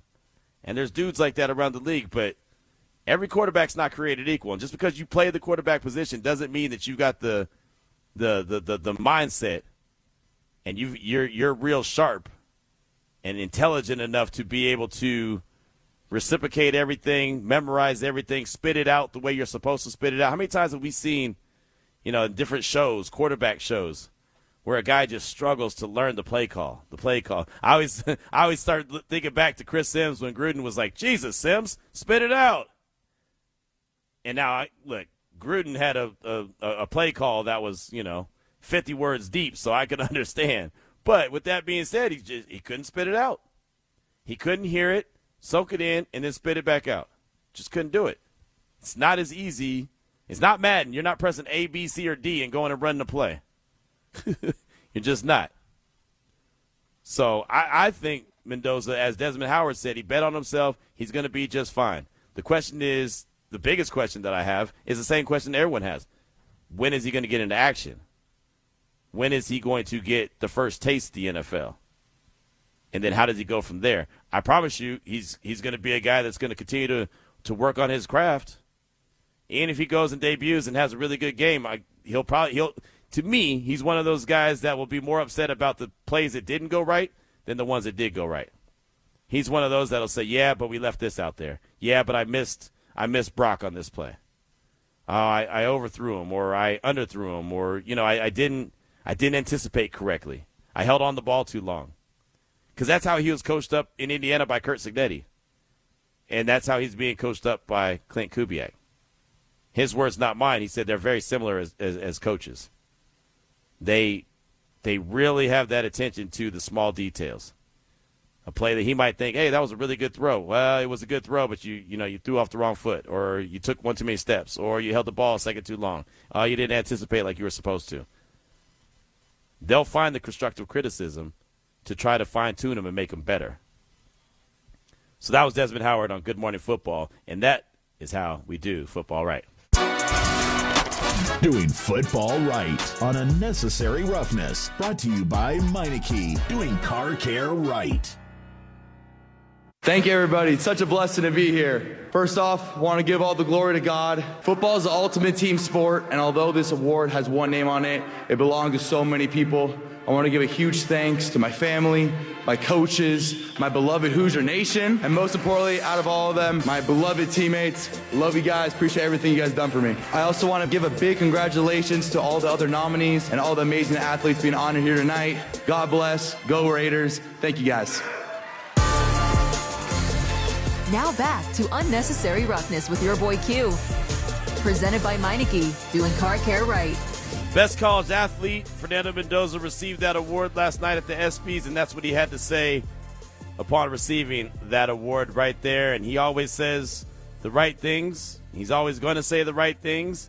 He's got to go out there and make it happen now on the field. And we'll get to really start to see him on the daily, on the regular, starting at the end of the month with training camp. It is Unnecessary Roughness here on RaiderNation Radio 920. Caesar from Santa Cruz hit us on the text line and said, hey, Q, the guy that I think of right away about a quarterback who didn't have it between the ears, Johnny Manziel. Very athletic, but that's it. Facts. And the list goes on and on. Vince Young, he won a national championship. He wasn't too sharp when it came to the whiteboard. He wasn't too sharp when it came to a lot of things about playing the quarterback position. But, yeah, Johnny Manziel for sure. Johnny Manziel was a big-time freelancer. he was the guy that just figured things out and threw the ball to Mike Evans, and Mike Evans made plays happen. And Johnny Manziel himself was on record. When he was in Cleveland as the Browns quarterback, that dude would, he said, his words, not mine, he would fly to go see the Cavaliers play in the playoffs, party, get drunk, come back, fly back to the facility for practice, roll up to the facility, and when they weren't looking, he'd go try to hide in one of those, like a room, like a whatever, some kind of storage closet, and get a quick nap and try to sleep it off. And you tell me that's a dude who's got it between the ears and wants to play quarterback in the National Football League? There's literally video of him talking about what he used to do when he was in Cleveland and why he never had a chance and how many different things he wished he had done different, obviously now, not being able to play the game. But, yeah, the list goes on and on and on about quarterbacks that didn't have it between the ears. That's one thing you definitely don't have to worry about with Fernando Mendoza. We got Maddy Glab, Bills senior team reporter, joining us at the top of the hour. But let's hear from you, 702-365-9200. Let's talk to our guy, Raider Mike. Welcome to the show. What's on your mind? Is this Q Firestone? Here I am, present. I'm not going to cry, Roy. I'm going to cry. All good, brother. All good. Stewart got to me, man. Oh, I know. Yep. And Jimmy V, same thing. Real men cry. Just going to put that out there. You know, I was Army 20 years, and we cried too. It's okay. Yeah. But, yeah. No, my mom took cancer down 3 times. The 4th time took her out. So I appreciate that bite, that inner gut. I'm going to kick this crap's ass. So, anyway, to answer your question, Roy, I got 3 players for you. Okay. JPJ. Yep. He's I think he's been completely mistreated his whole time here. I think with Carroll and his kid, there was some sort of target on his back, and they didn't even want him to succeed from Reds. At least that was my vibe with him. Mm-hmm. He's a great talent. I think, and he's a Raider. He plays like a Raider. He thinks like a Raider. And guess what? The nation loves that guy. So, yeah, he's got a lot to lose. We want him to stay. He's very Richie Incognito-like. And you need one of those guys on your line. Yes. Usually the Raiders have 2 or 3. They're just going to punch you in the mouth and keep going after the whistle. They don't stop. They're just going to hurt you. So him and then Malcolm, especially with Crawford getting drafted, Kuntz, he's got to step up and bring the heat. He's on a 1-year contract. So, I mean, all eyes are on you, Malcolm. We've seen you do it. It's been over a year since that happened. Let's go, Malcolm. I love you, bro. And he went to the same school as Khalil, one of my all-time favorite Raiders. Yep. So, and then lastly, and this is the hardest one for me because it's so confusing. I mean, Michael Mayer is he's a badass tight end. And you saw him play at Notre Dame. I don't know if you watch Notre Dame games or not, but I do. And he was a beast. We moved up to get him. A few picks. I don't remember how many, but neither here nor there. And maybe this is just not the town for him. I don't know. I don't want to cut him loose. Right. I see Aaron Hernandez and Gronk. And with Kubiak running the show there, he sees that too. So hopefully he brings that out in him because he's fully capable. And he seems like a Raider. Mm-hmm. He really does. So I love that kid. I hope he succeeds here. But if he doesn't, then we're going to cut him loose. We're going to trade him, and we won't get much back. And he was very high draft pick, I think 35th or 6th. So those are my 3 guys on your question. And don't go Firestone on me till next year when Stewart's back on. I got you, brother. I got you. I love you, Q. Love the show, man. Peace. Raiders. Peace. There you go. It's great stuff right there. Raider Mike, hour number 3. It's coming up next here on RaiderNation Radio 920. I don't put and add any more extra pressure to that kid that he already has. It seems like that we need all the pieces around him to continue to get better to help him get over that hump. Because if Josh is number 1, he's at his best, right? If I'm not top 10 or if I'm not at number 1, that means that I'm not at my best, which means I have to do better. Everybody has to do better. So we're all going to be that and do that so we can get over that hump and we can be exactly what we want to be and stop talking about it. It's the Raiders opponent preview. Right now on Unnecessary Roughness. Dion Dawkins, they call him Doc. Big-time left tackle right there from the Buffalo Bills, part of Good Morning Football. Talking about expectations for the teams and Josh Allen. He is the Temple product. He was a guy that was coached up by then head coach Matt Rule alongside Hassan Reddick. That was another guy. They came out in that same draft. I remember when they got drafted, it was in Philadelphia. Remember both those guys walking up and down the streets in Philly, and they were like at home, right? Temple's right there. So it was a home game for those guys right there in Philly. And remember Matt Rule telling me how excited he was for those guys because coming from Temple, it's not like Temple is some powerhouse, NFL school. They don't just churn out NFL player after NFL player after NFL player. NBA players, absolutely. There's a bunch of NBA players that came from Temple, but the NFL, not so much. But, Matt Rule had a way of getting those guys that might not have been highly recruited and, getting them to play at NFL level. And those are just two of them, Dion Dawkins and Hassan Reddick. But Dion Dawkins has had a hell of a career with the Buffalo Bills, and he's going to be that guy that's holding it down at that left tackle spot for quite a while. It's Unnecessary Roughness here on RaiderNation Radio 920. We will find out the strength, the weakness, and the X factor for the Buffalo Bills, who is an opponent that will be headed to Las Vegas October 18th. That's week 6 in the 2026 season. Maddy Glab, Bills senior team reporter, will join us in a few minutes and tell us everything that we need to know about Buffalo, at least at this stage of the game, now with Joe Brady, not as the offensive coordinator,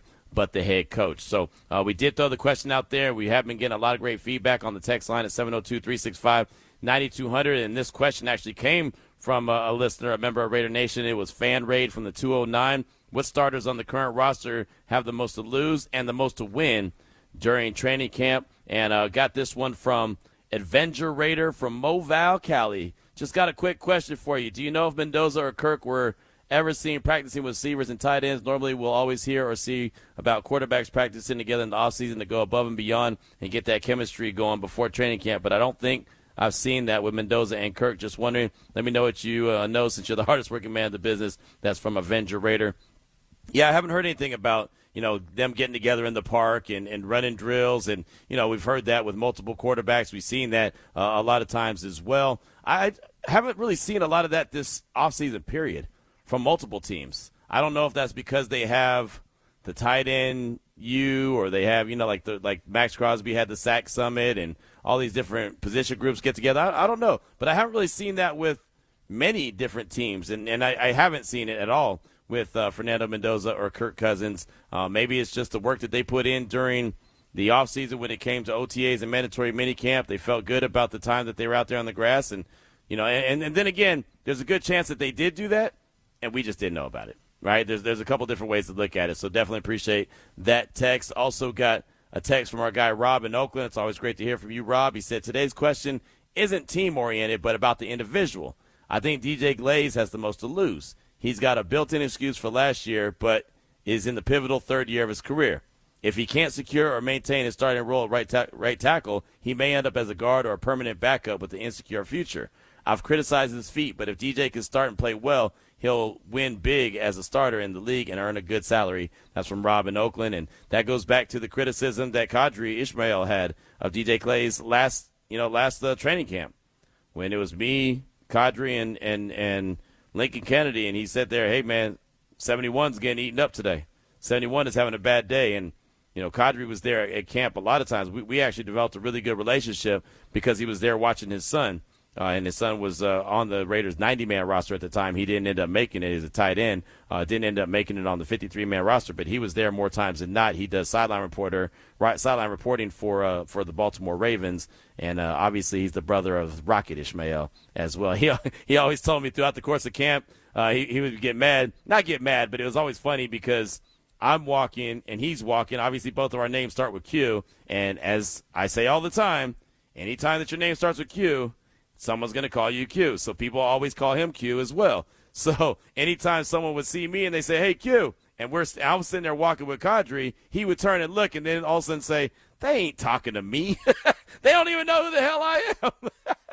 I was like, oh, they know who you are. They're like, no. You know who they think I am? They think I'm the Rockets' brother. They don't know my name. I was like, well, you are the Rockets' brother. He goes, yeah, that's how I'm always referred to. Oh, here's the Rockets' brother. I do have a name. I did play in the league, but man, you want to talk about a dude that is a wealth of knowledge. That guy, Kadri Ishmael, is a fantastic wealth of knowledge to be able to stand there and talk. And that's why, as a matter of fact, and I don't mind promoting it, they do. He's part of the Locked On Ravens squad show. He does a really good job with that. Just hearing him break down football from many different angles is always really good. But he would show me a lot of stuff during training camp as well. So we became really good friends. But it was so funny. He said, I forget, man. He's like, when I'm walking around the sidelines, and he said, I'm gonna bring you to Baltimore with me. It's funny.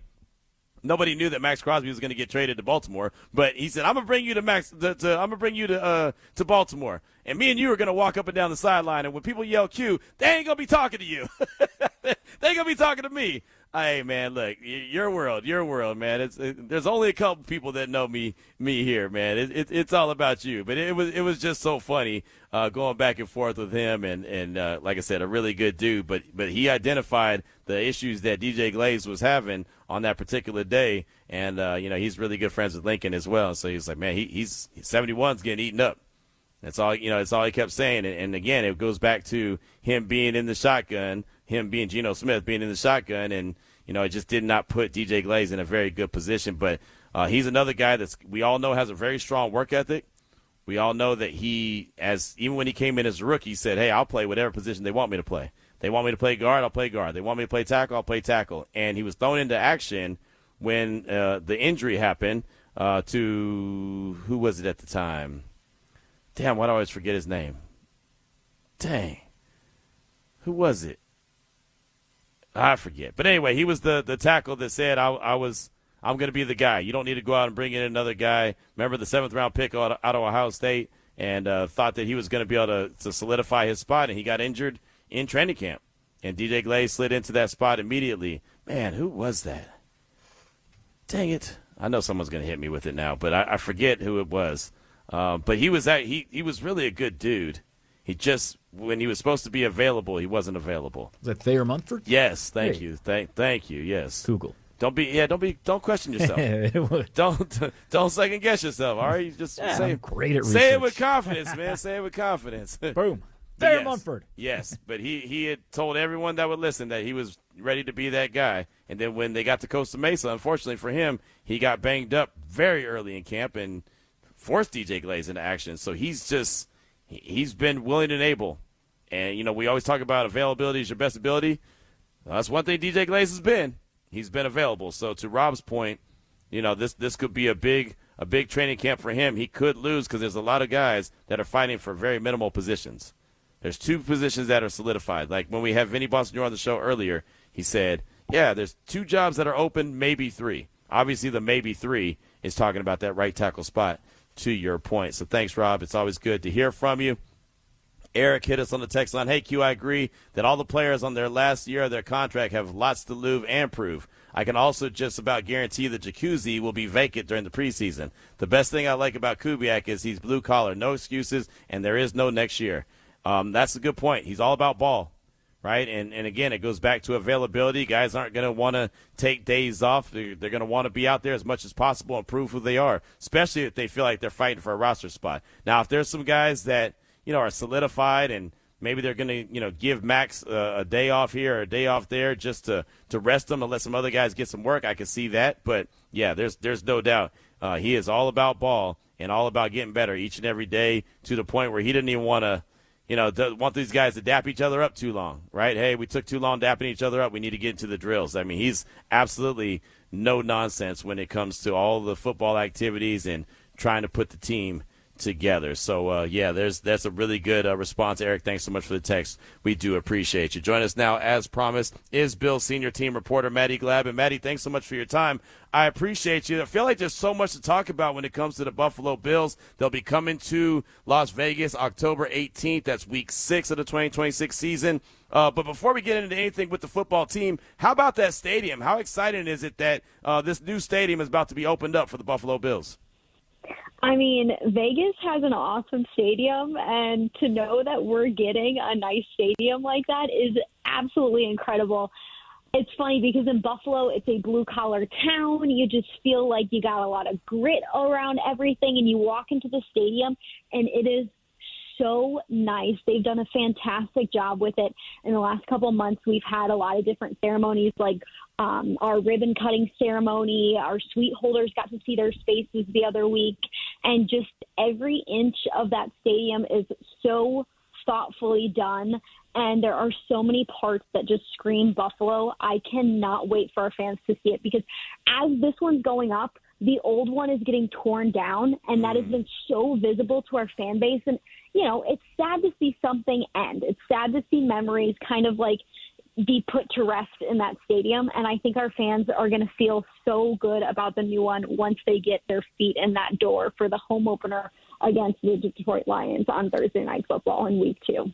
Yeah, Highmark Stadium is going to be a fantastic new building across the National Football League, and I know Bills fans are going to love to be in that building. Obviously, Josh Allen, he is the guy at the quarterback position, but now he has Joe Brady, not as an OC, as the head coach. How has that, I guess, transition for Brady, how have you observed that go from being the OC to being the total CEO now? Yeah, Joe Brady, I think, has done a great job of implementing a new vision and a new energy throughout the building, throughout the walls of One Bills Drive. And he's commented on the way that players have bought in. He said that during the entire OTA process and through mandatory minicamp, players have done a fantastic job of just buying into this new vision. They already know they have something really good going on in Buffalo. They know the locker room's strong, so it's not a complete revamp and, hey, we're going to put this entirely new culture in. Things are going well, so it's about tweaking things here and there. And I think Joe Brady is doing that in a lot of different ways.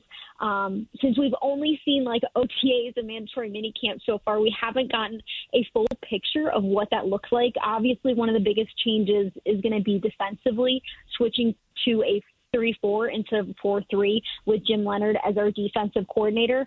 But I'm excited to see what happens on offense, because Joe Brady, like you said, he's been the offensive coordinator. What happens when he continues to call plays from a head coaching position? Do we see anything switch? Do we see anything open up with Josh Allen? Last year, the Bills were pretty close to a 50-50 split with running the football and passing the football. James Cook was the NFL's leading rusher. So do you go away from that a little bit and lean on Josh Allen and a new wide receiver in DJ Moore, Dalton Kincaid, a tight end who hopefully is healthier this season than last? It'll be really interesting to kind of see that Joe Brady stamp on Buffalo's offense. Maddy Glab, Bills senior team reporter, is with us here on RaiderNation Radio 920 Unnecessary Roughness. I'm glad you mentioned DJ Moore. He was one of the guys I look at as one of the biggest offseason, additions to a team. I was shocked that Chicago was willing to let him go, but how big of a deal was that for Josh Allen, being able to get a guy in DJ Moore? I think it's huge. A lot of people have commented last year into this year before the DJ Moore move is like, what are the Bills going to do with their wide receiver room? They need another body. They need somebody in there. They need somebody who Josh Allen can throw to, can extend the field, where Josh can hit on some of those big plays. DJ Moore will be that guy for Buffalo's offense. I think he's a proven veteran. He had success in his final year with the Chicago Bears, and I think after tasting that, he wants a lot more of it in Buffalo. So I feel like it's a great fit from that perspective. I also like where the two are at in their careers. It's not a new wide receiver who's just a couple years into his NFL career. It's not a new quarterback who's figuring things out. These guys know how to operate in the NFL, and it's been really fun to watch their connection grow through OTAs and mandatory minicamp. I mean, DJ Moore's hands, I think that's what stuck out the most to me. some of the balls he can catch. Josh Allen will throw it out on a rope, and DJ Moore has done a fantastic job of finding certain windows to be in and certain ways to get open. I'm really, really excited to see how this connection grows through training camp, because I think it could be the icing on the cake for the Bills. I think DJ Moore is going to do really big things for Buffalo's offense. I agree 100%. Again, I was really surprised that Chicago was willing to let him go and not be that guy for Caleb Williams. But now Josh Allen is the beneficiary, as he has him as part of the wide receiving core there in Buffalo. Again, Maddy Glab is with us here on RaiderNation Radio 920. So with all that being said, I know we're a couple weeks out from the start of training camp. What would you say the strength of this Buffalo Bills team is going to be? I mean, we all know that top 10 quarterbacks list came out this week from ESPN, and Josh Allen was number one on the list. Yes. That is the strength. That is their identity. That is what has the most carryover from last season. That is the most sure thing on this roster, is the offensive pieces that return. You have so many offensive linemen returning. You have James Cook back in the fold. You have several wide receivers who are back on the field, and you have a similar running back and tight ends group. I think that's where their bread and butter lies. What's going to separate them from other teams? That's what did last year. I mean, they were top 5 in points per game, averaging over 28 points per game. I think they're similar to that this season. Now they have a really good schedule that they're going to play. You play if you're good, you're going to play a good schedule, and the Bills have that again this season. I think the question mark for them is their defense. What is that going to look like? How do our players who were on the roster last year transition into a new defense? And how does everything gel and come together there? I think that's the one question for the Bills is what is this defense going to be like? Yeah, and, when you look at the Bills in their draft and how many players that they drafted from the defensive side of the ball, do you get that expectation or that thought that a lot of those guys might be contributing pretty early on in the process? I think so. Last year, it was defensively, too, that they went heavy. This year, they go defensive heavy again. And our defensive coordinator, Jim Leonard, was, after we hit the draft, he's like, I was ecstatic to see the amount of defensive players we got. I think that gives us a lot of options. And it also gives you youth. It gives you players who are willing to buy in immediately to this is how we're going to play. This is what it's going to look like. So I think you could see a TJ Parker. I think you could see an IGB on the field early for the Bills.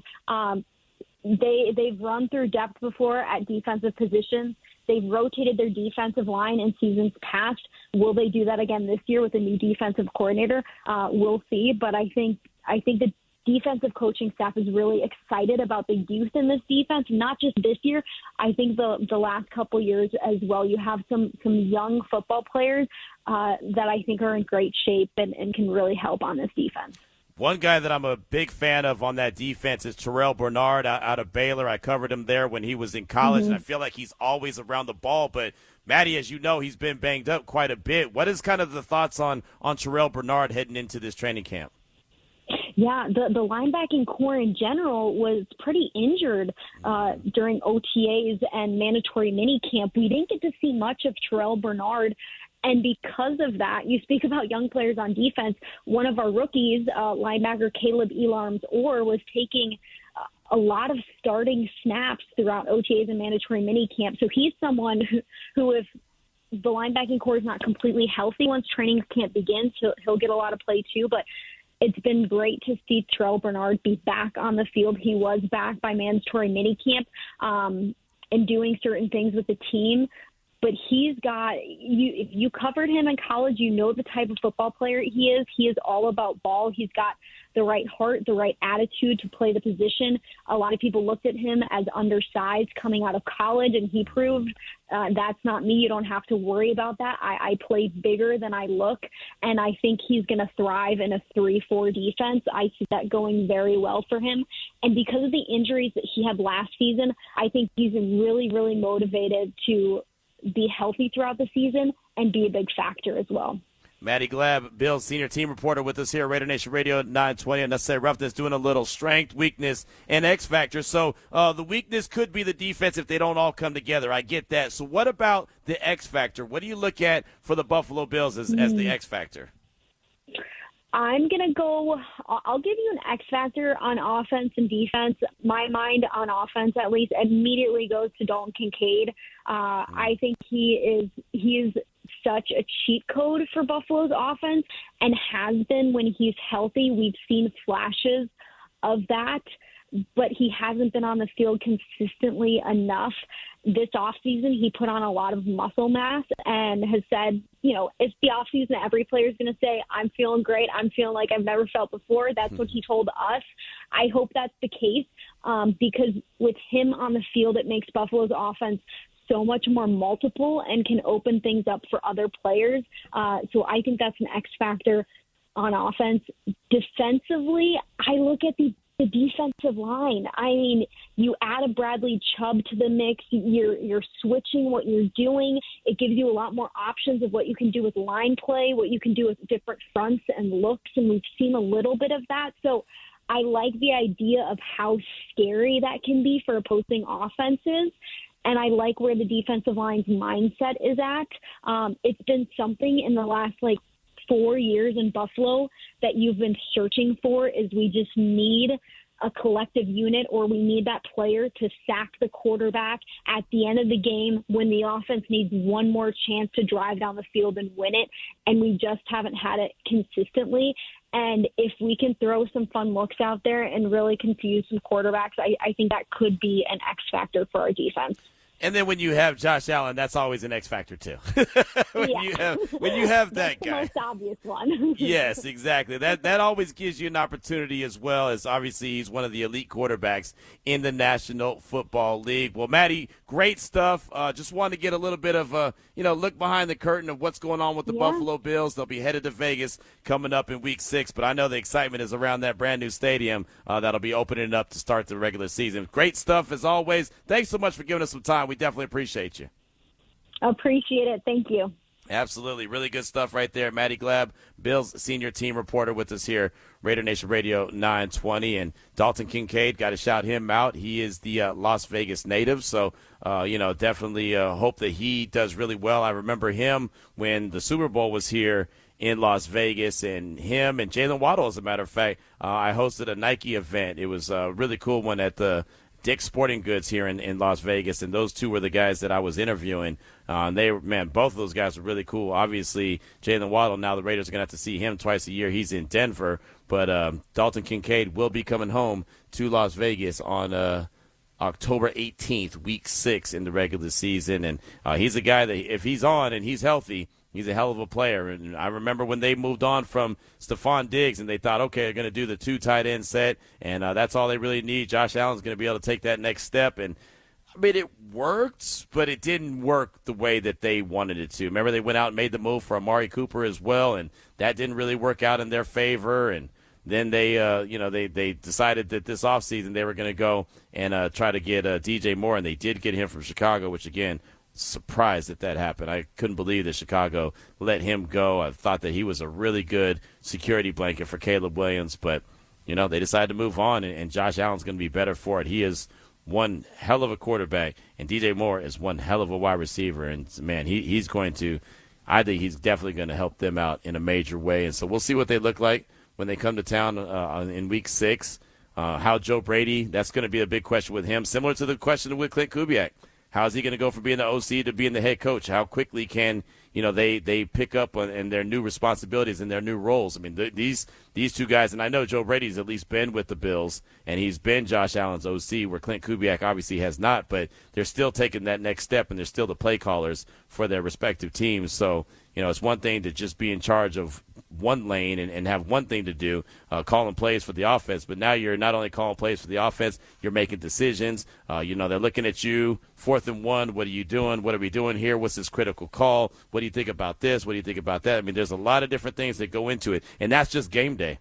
That has nothing to do with, the preparation leading into the game on Sunday. So there's a lot more responsibilities, obviously, when you're the head football coach. And so those two guys, Joe Brady and Clint Kubiak, they're both going to be tasked with, with making that and having that come together for their teams. But we will see Buffalo up close and personal October 18th, Week 6 at Allegiant Stadium. We do want to hear from you at 702-365-9200. We threw out the question to you about guys in training camp and the starters, and this question came from FanRate from the 209. What starters on the current roster have the most to lose and the most to win during training camp? Like I said, we do want to hear from you at 702-365-9200. Let's see, we got this one from Lyle. He said, Matt Gay is at risk if the Tokyo Toe wins the job. If so, is Gay due guaranteed money? That's a really good question. I don't know. I haven't looked at the kicker's contract in a minute, but I will definitely take a look in real time as we speak. And Matt Gay is on it looks like a $1.6 million deal. So it's not, I mean, it's nothing that you would expect to be. 1.4 is his base salary. So, yeah, if they decided that they were going to move on from him, his cap hit is just over $2 million. Not a big deal. And any team could absorb that for sure. So, that's definitely going to be a competition. And honestly, I didn't think that was going to be a competition in camp. I thought that was going to be a no-brainer, that they were going to either IR the Tokyo Toe, or they were going to use that international gateway plan to kind of make sure that they have him on the roster and not lose him. But after what we saw, and remember Paul Gutierrez was standing right next to me when he was getting his kick on there at a mandatory minicamp. After what we saw, I feel like, okay, there's going to be some competition coming up at the end of the month for the kicking position between Matt Gay and the Tokyo Toe. 702-365-9200. Keep that feedback coming on the text line. Coming up next, we're going to get our laugh on. Comedian Cat C. She's going to be in the studio where my man Ari is at. She's going to be in there telling us about the event she's got coming up starting on Friday at the Jimmy Kimmel Comedy Club and what to expect. That's all coming up next here on RaiderNation Radio 920. Yesterday, I had a very pleasant talk with this hipster guy. He told me this: love is beautiful, relationship is a trap, marriage is a curse. I get it. Because my dad married 4 times. Every time he got divorced, he lost half his money. That's how I learned division in math. Now back to Unnecessary Roughness with your boy Q. Presented by Meineke, doing car care right. That's taking it back right there to 2024, a little stand-up show in Pasadena. Cat C, the comedian, who is in studio right now with my guy Ari in the Lotus Broadcasting Studios. I'm here in Studio Q. It is Unnecessary Roughness 9 on RaiderNation Radio 920. 17th and 18th. That's tomorrow. Jimmy Kimmel Comedy Club. Cat C will have multiple shows, 7:30 p.m. and 9:30. And as mentioned, Cat's in studio now with Ari. And Cat, how are you doing? It's good to see you again. Welcome back to town. Oh, my gosh. Thank you. Good to see you guys again. Yes. We're glad that you're back. We're glad that you got multiple shows going on at the Jimmy Kimmel Comedy Club. Just tell everyone what they should expect. What are they in store for when they show up to the comedy show?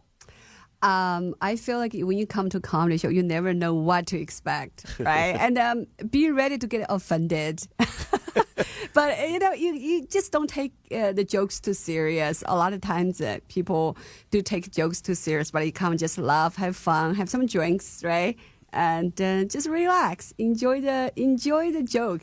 Yes, laughing is good. I say it all the time, Kat. Laughter is good. And so I can always appreciate a really good comedian and a really good comedy show. What was it, Kat, that got you into comedy, that made you want to be on the stage and deliver these jokes? I started doing improv before I got in stand-up comedy because I was writing comedy for almost 7 years. I was at the improv school in LA, and lots of my classmates and teachers are all stand-up comedian. And then I started writing comedy. At that time, I was writing comedy series. And then they were like, hey, you should do stand-up because lots of comedy writers are also stand-up comedian. I'm like, okay, I can write jokes for other people. I can write jokes for myself. And then so that's how I got into stand-up comedy. Well, I'll tell you, you're funny. I see, a lot of your material, kind of just showing a little bit of it on social media, and you're on that social media. You have some fun out there, to say the least. Thank you. Yeah, social media is, I would say it's fun, but it's also lots of painful experience too. Yeah. What's the painful experience on social media? Let us know what you could tell us. Oh my gosh, you gotta handle the hate. You gotta handle the trolls. People are gonna say all kinds of stuff to you on social media because like it's kind of like open platform, right? And in the older ways, people cannot say those kind of stuff to you in your face. But now with social media, they can attack you, say all kinds of stuff. You gotta have like a very thick skin. At the beginning, I was like, oh my God, I couldn't handle that. I'm like, how could I do that? But like eventually you're like, you just got to, ignoring their comments. Sometimes I still learn to respond to them. My friend said, just try to write some jokes because I wrote some jokes based on people's hate comments as well. And but it never gets easy, honestly. Well, I love the fact that you lean into your heritage all the time, and I saw the video that you put out about the guy was singing a song and playing the guitar and asking about math, and you said, hey, just because I'm Asian doesn't mean I'm good at math or something like that. I mean, something to that extent. Don't quote me on it, but it was something close to that. But I love how you just lean into that. Yeah, I mean, like people have a stereotype, right? They think Asians must be good at math, and like that's just. Stereotype works. Lots of Asians are good at math. I have to say that. So we have the best like accountant, as Asian American. I get it. I mean, even for Asian American doing comedy, people are like, "Oh, you are supposed to be an accountant, right?" I'm like, "Yeah, I could." And my parents would be happy. Could make more money than doing stand-up comedy.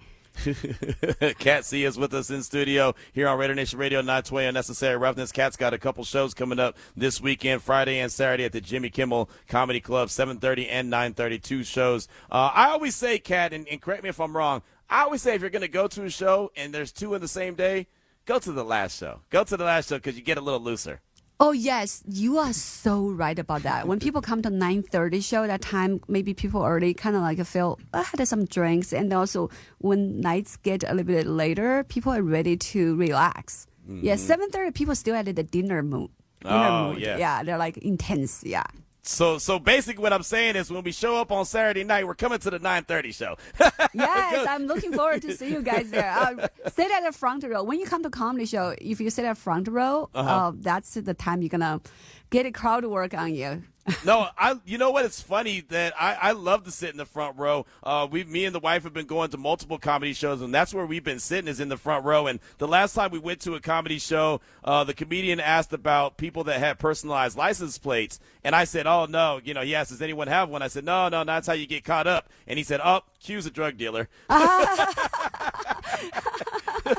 Oh, so you do have a personalized No personalized license plate for me. I don't. Hey, look, I don't need anyone else to know where I'm at. I don't want to be that guy. Yeah, totally. You don't want to get tracked. Right, exactly. But no, it's a lot of fun. You, some people say they don't want to sit in the front because they don't want to get talked about or whatever. But I think sitting in the front of the comedy show, that's the place to be. Oh my gosh, you are comedians' favorite kind of people, honestly. Nice. So you're ready to take a joke. You're ready to have fun there. Yeah. Look, man, if you can't laugh at yourself, who are you going to laugh at? Yes, totally. Don't take life too serious. Like my dad always said, don't take life too serious. You will never get out of life alive. Exactly. So I know that on the ticket there's a few people who's all at the show with you there. So for Friday show, we have some of my openers coming from Texas. Okay. I have like Donna Lee and JVT. They used to open for me in Texas. They're going to fly all the way from Texas to Vegas. And then I also have some local comics. And we also have some special things going on Friday show, 7:30 and 9:30. We're going to do a comedy roast. I know roast is not everyone's things, but it's a little bit offensive. So we're going to roast this. He's a star from 90 Days Fiancé. And his name is Tom Brooks. He's a British guy, and he's on that show, 90 Day Fiancé. Have you guys watched it? It's very I know of the show. I don't watch a lot of TV. I don't watch a lot of movies. I'm very boring. I'm all sports all the time, and then when I get out and get loose and go and watch a comedy show. But I do know that show. I've heard it definitely. I'm the same way. I actually never watched the whole show, but I know lots of people love the show. And then so we have one of the actor from the show. Actually, he's based in Vegas right now. I think we're gonna do a roast on him. So I have like about 20, 30 jokes. A roasting joke is going to be offensive, I guess. Offensive is good. Look, hey, offend me. Let me go to a comedy show and get offended. I mean, I'm good with that, right? We get offended in real life all the time. I don't want to get offended in real life, but I want to get offended at the comedy show. That means I'm having a good time. Yeah, because it's jokes. It's Right. nothing too serious. And then that's why people do like a birthday roast. You guys watch the roast of Kevin Hart, right? Yeah. It is, yeah. I mean, roast is a different kind of jokes from stand-up as well. Like, writing those roasted jokes, we have to kind of study the person. And also, I want to make sure I don't go overboard. I mean, got to be funny. You got to hit the joke. Right. Yeah. Comedian Cat C in studio with us here on RaiderNation Radio 920 and Unnecessary Roughness. That leads me to a question that I've actually wondered for a while, and I guess we just kind of talked right into it. How do comedians deal with, I guess, the climate of the world now where people do get offended so much and kind of almost throw that disclaimer out there like, look, it's just jokes, don't get too offended, but people do get so easily offended nowadays. Yeah, I think some comedians talk about a pretty sensitive subject, and some audience member were taking it very serious. I mean, you've seen the incidents people went on stage, attack comedians, or like pour the water at the comedians. I was like, damn, I wish somebody can pour water on me. I would go viral. Look, hey, no, there's nothing that's bad publicity, right? Yeah, exactly. I'm ready. I would wear like my waterproof outfits. I'm ready. That is hilarious. Don't say that too loud, because now someone listening is going to go to the show and be like, well, she said that they'll pour some water on her and she'd be good to go. So see, now it might just happen on Friday or Saturday night, and it's going to be because, you came on the show and we're talking about it. So. Yes, I'm not changing my outfits to waterproof outfits. Be ready. We are definitely going to be ready. Again, Cat C with us here on RaiderNation Radio 920. You frequent Vegas quite a bit, right? I mean, it seems like you do quite a bit of shows here in Las Vegas. What is it about being here and being at the Jimmy Kimmel Comedy Club? I mean, Jimmy Kimmel Comedy Club is kind of like my home club here in Vegas because I filmed my first 1 hour special here 2 years ago. It's called The Perfect Chinglish. It's now streaming on Apple TV and Amazon Prime. So that was my first hour special. As much as a comedian, we love doing stand-up comedy. I never ever want to watch my own special because I cannot stand and watch myself. And then, so we filmed a special there. It was like the first special. They said most comedians never like their first special. That's pretty much right. So I hate every joke I did in that special, so I'm ready to write some new jokes. So this weekend going to be lots of new jokes because I'm testing out all the jokes for my second special. So some jokes may work, some jokes don't. We don't know. That's how it goes. Yeah.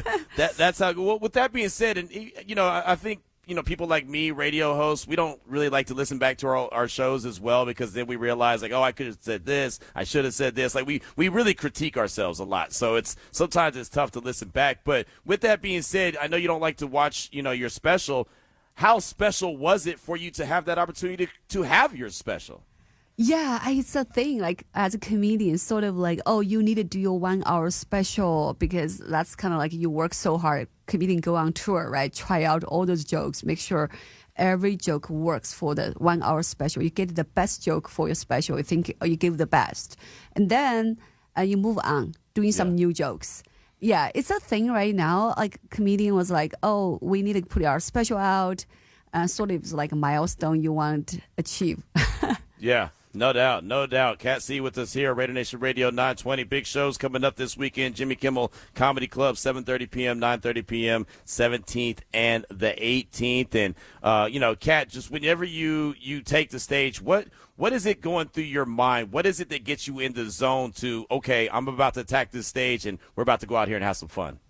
I mean, I used to drink before I go on stage, but I learned a lesson right now is like I never ever drink before I go on stage. I want to make sure I'm very kind of sharp, stay in the best mental state. And obviously every comedian go on stage, we already have all the jokes practiced 100 times. I know what I'm talking about. But a lot of times comedian also start doing crowd work. It's a new trend, right? You want to make sure you interact with crowd, and then you want to make sure you stay very sharp. You know when to pull your jokes back and when to bring the crowd work back to your own joke, because it's kind of like an art form as well. So that's why I feel like a lot of times it is always going to be nerve-wracking. It's that kind of like adrenaline kicked in, and then you feel like you know your own jokes, but also like, you have this kind of excitement and nervousness inside of you. And then the thing is that the beauty about crowd work, you don't know what kind of crowd you're going to encounter. Right. So like you just have to go with it, and you will know when you're going to do crowd work. You study the crowd, because a lot of times what I do is I will watch the crowd from the backstage. I will watch the crowd. I will kind of know which one I want to talk.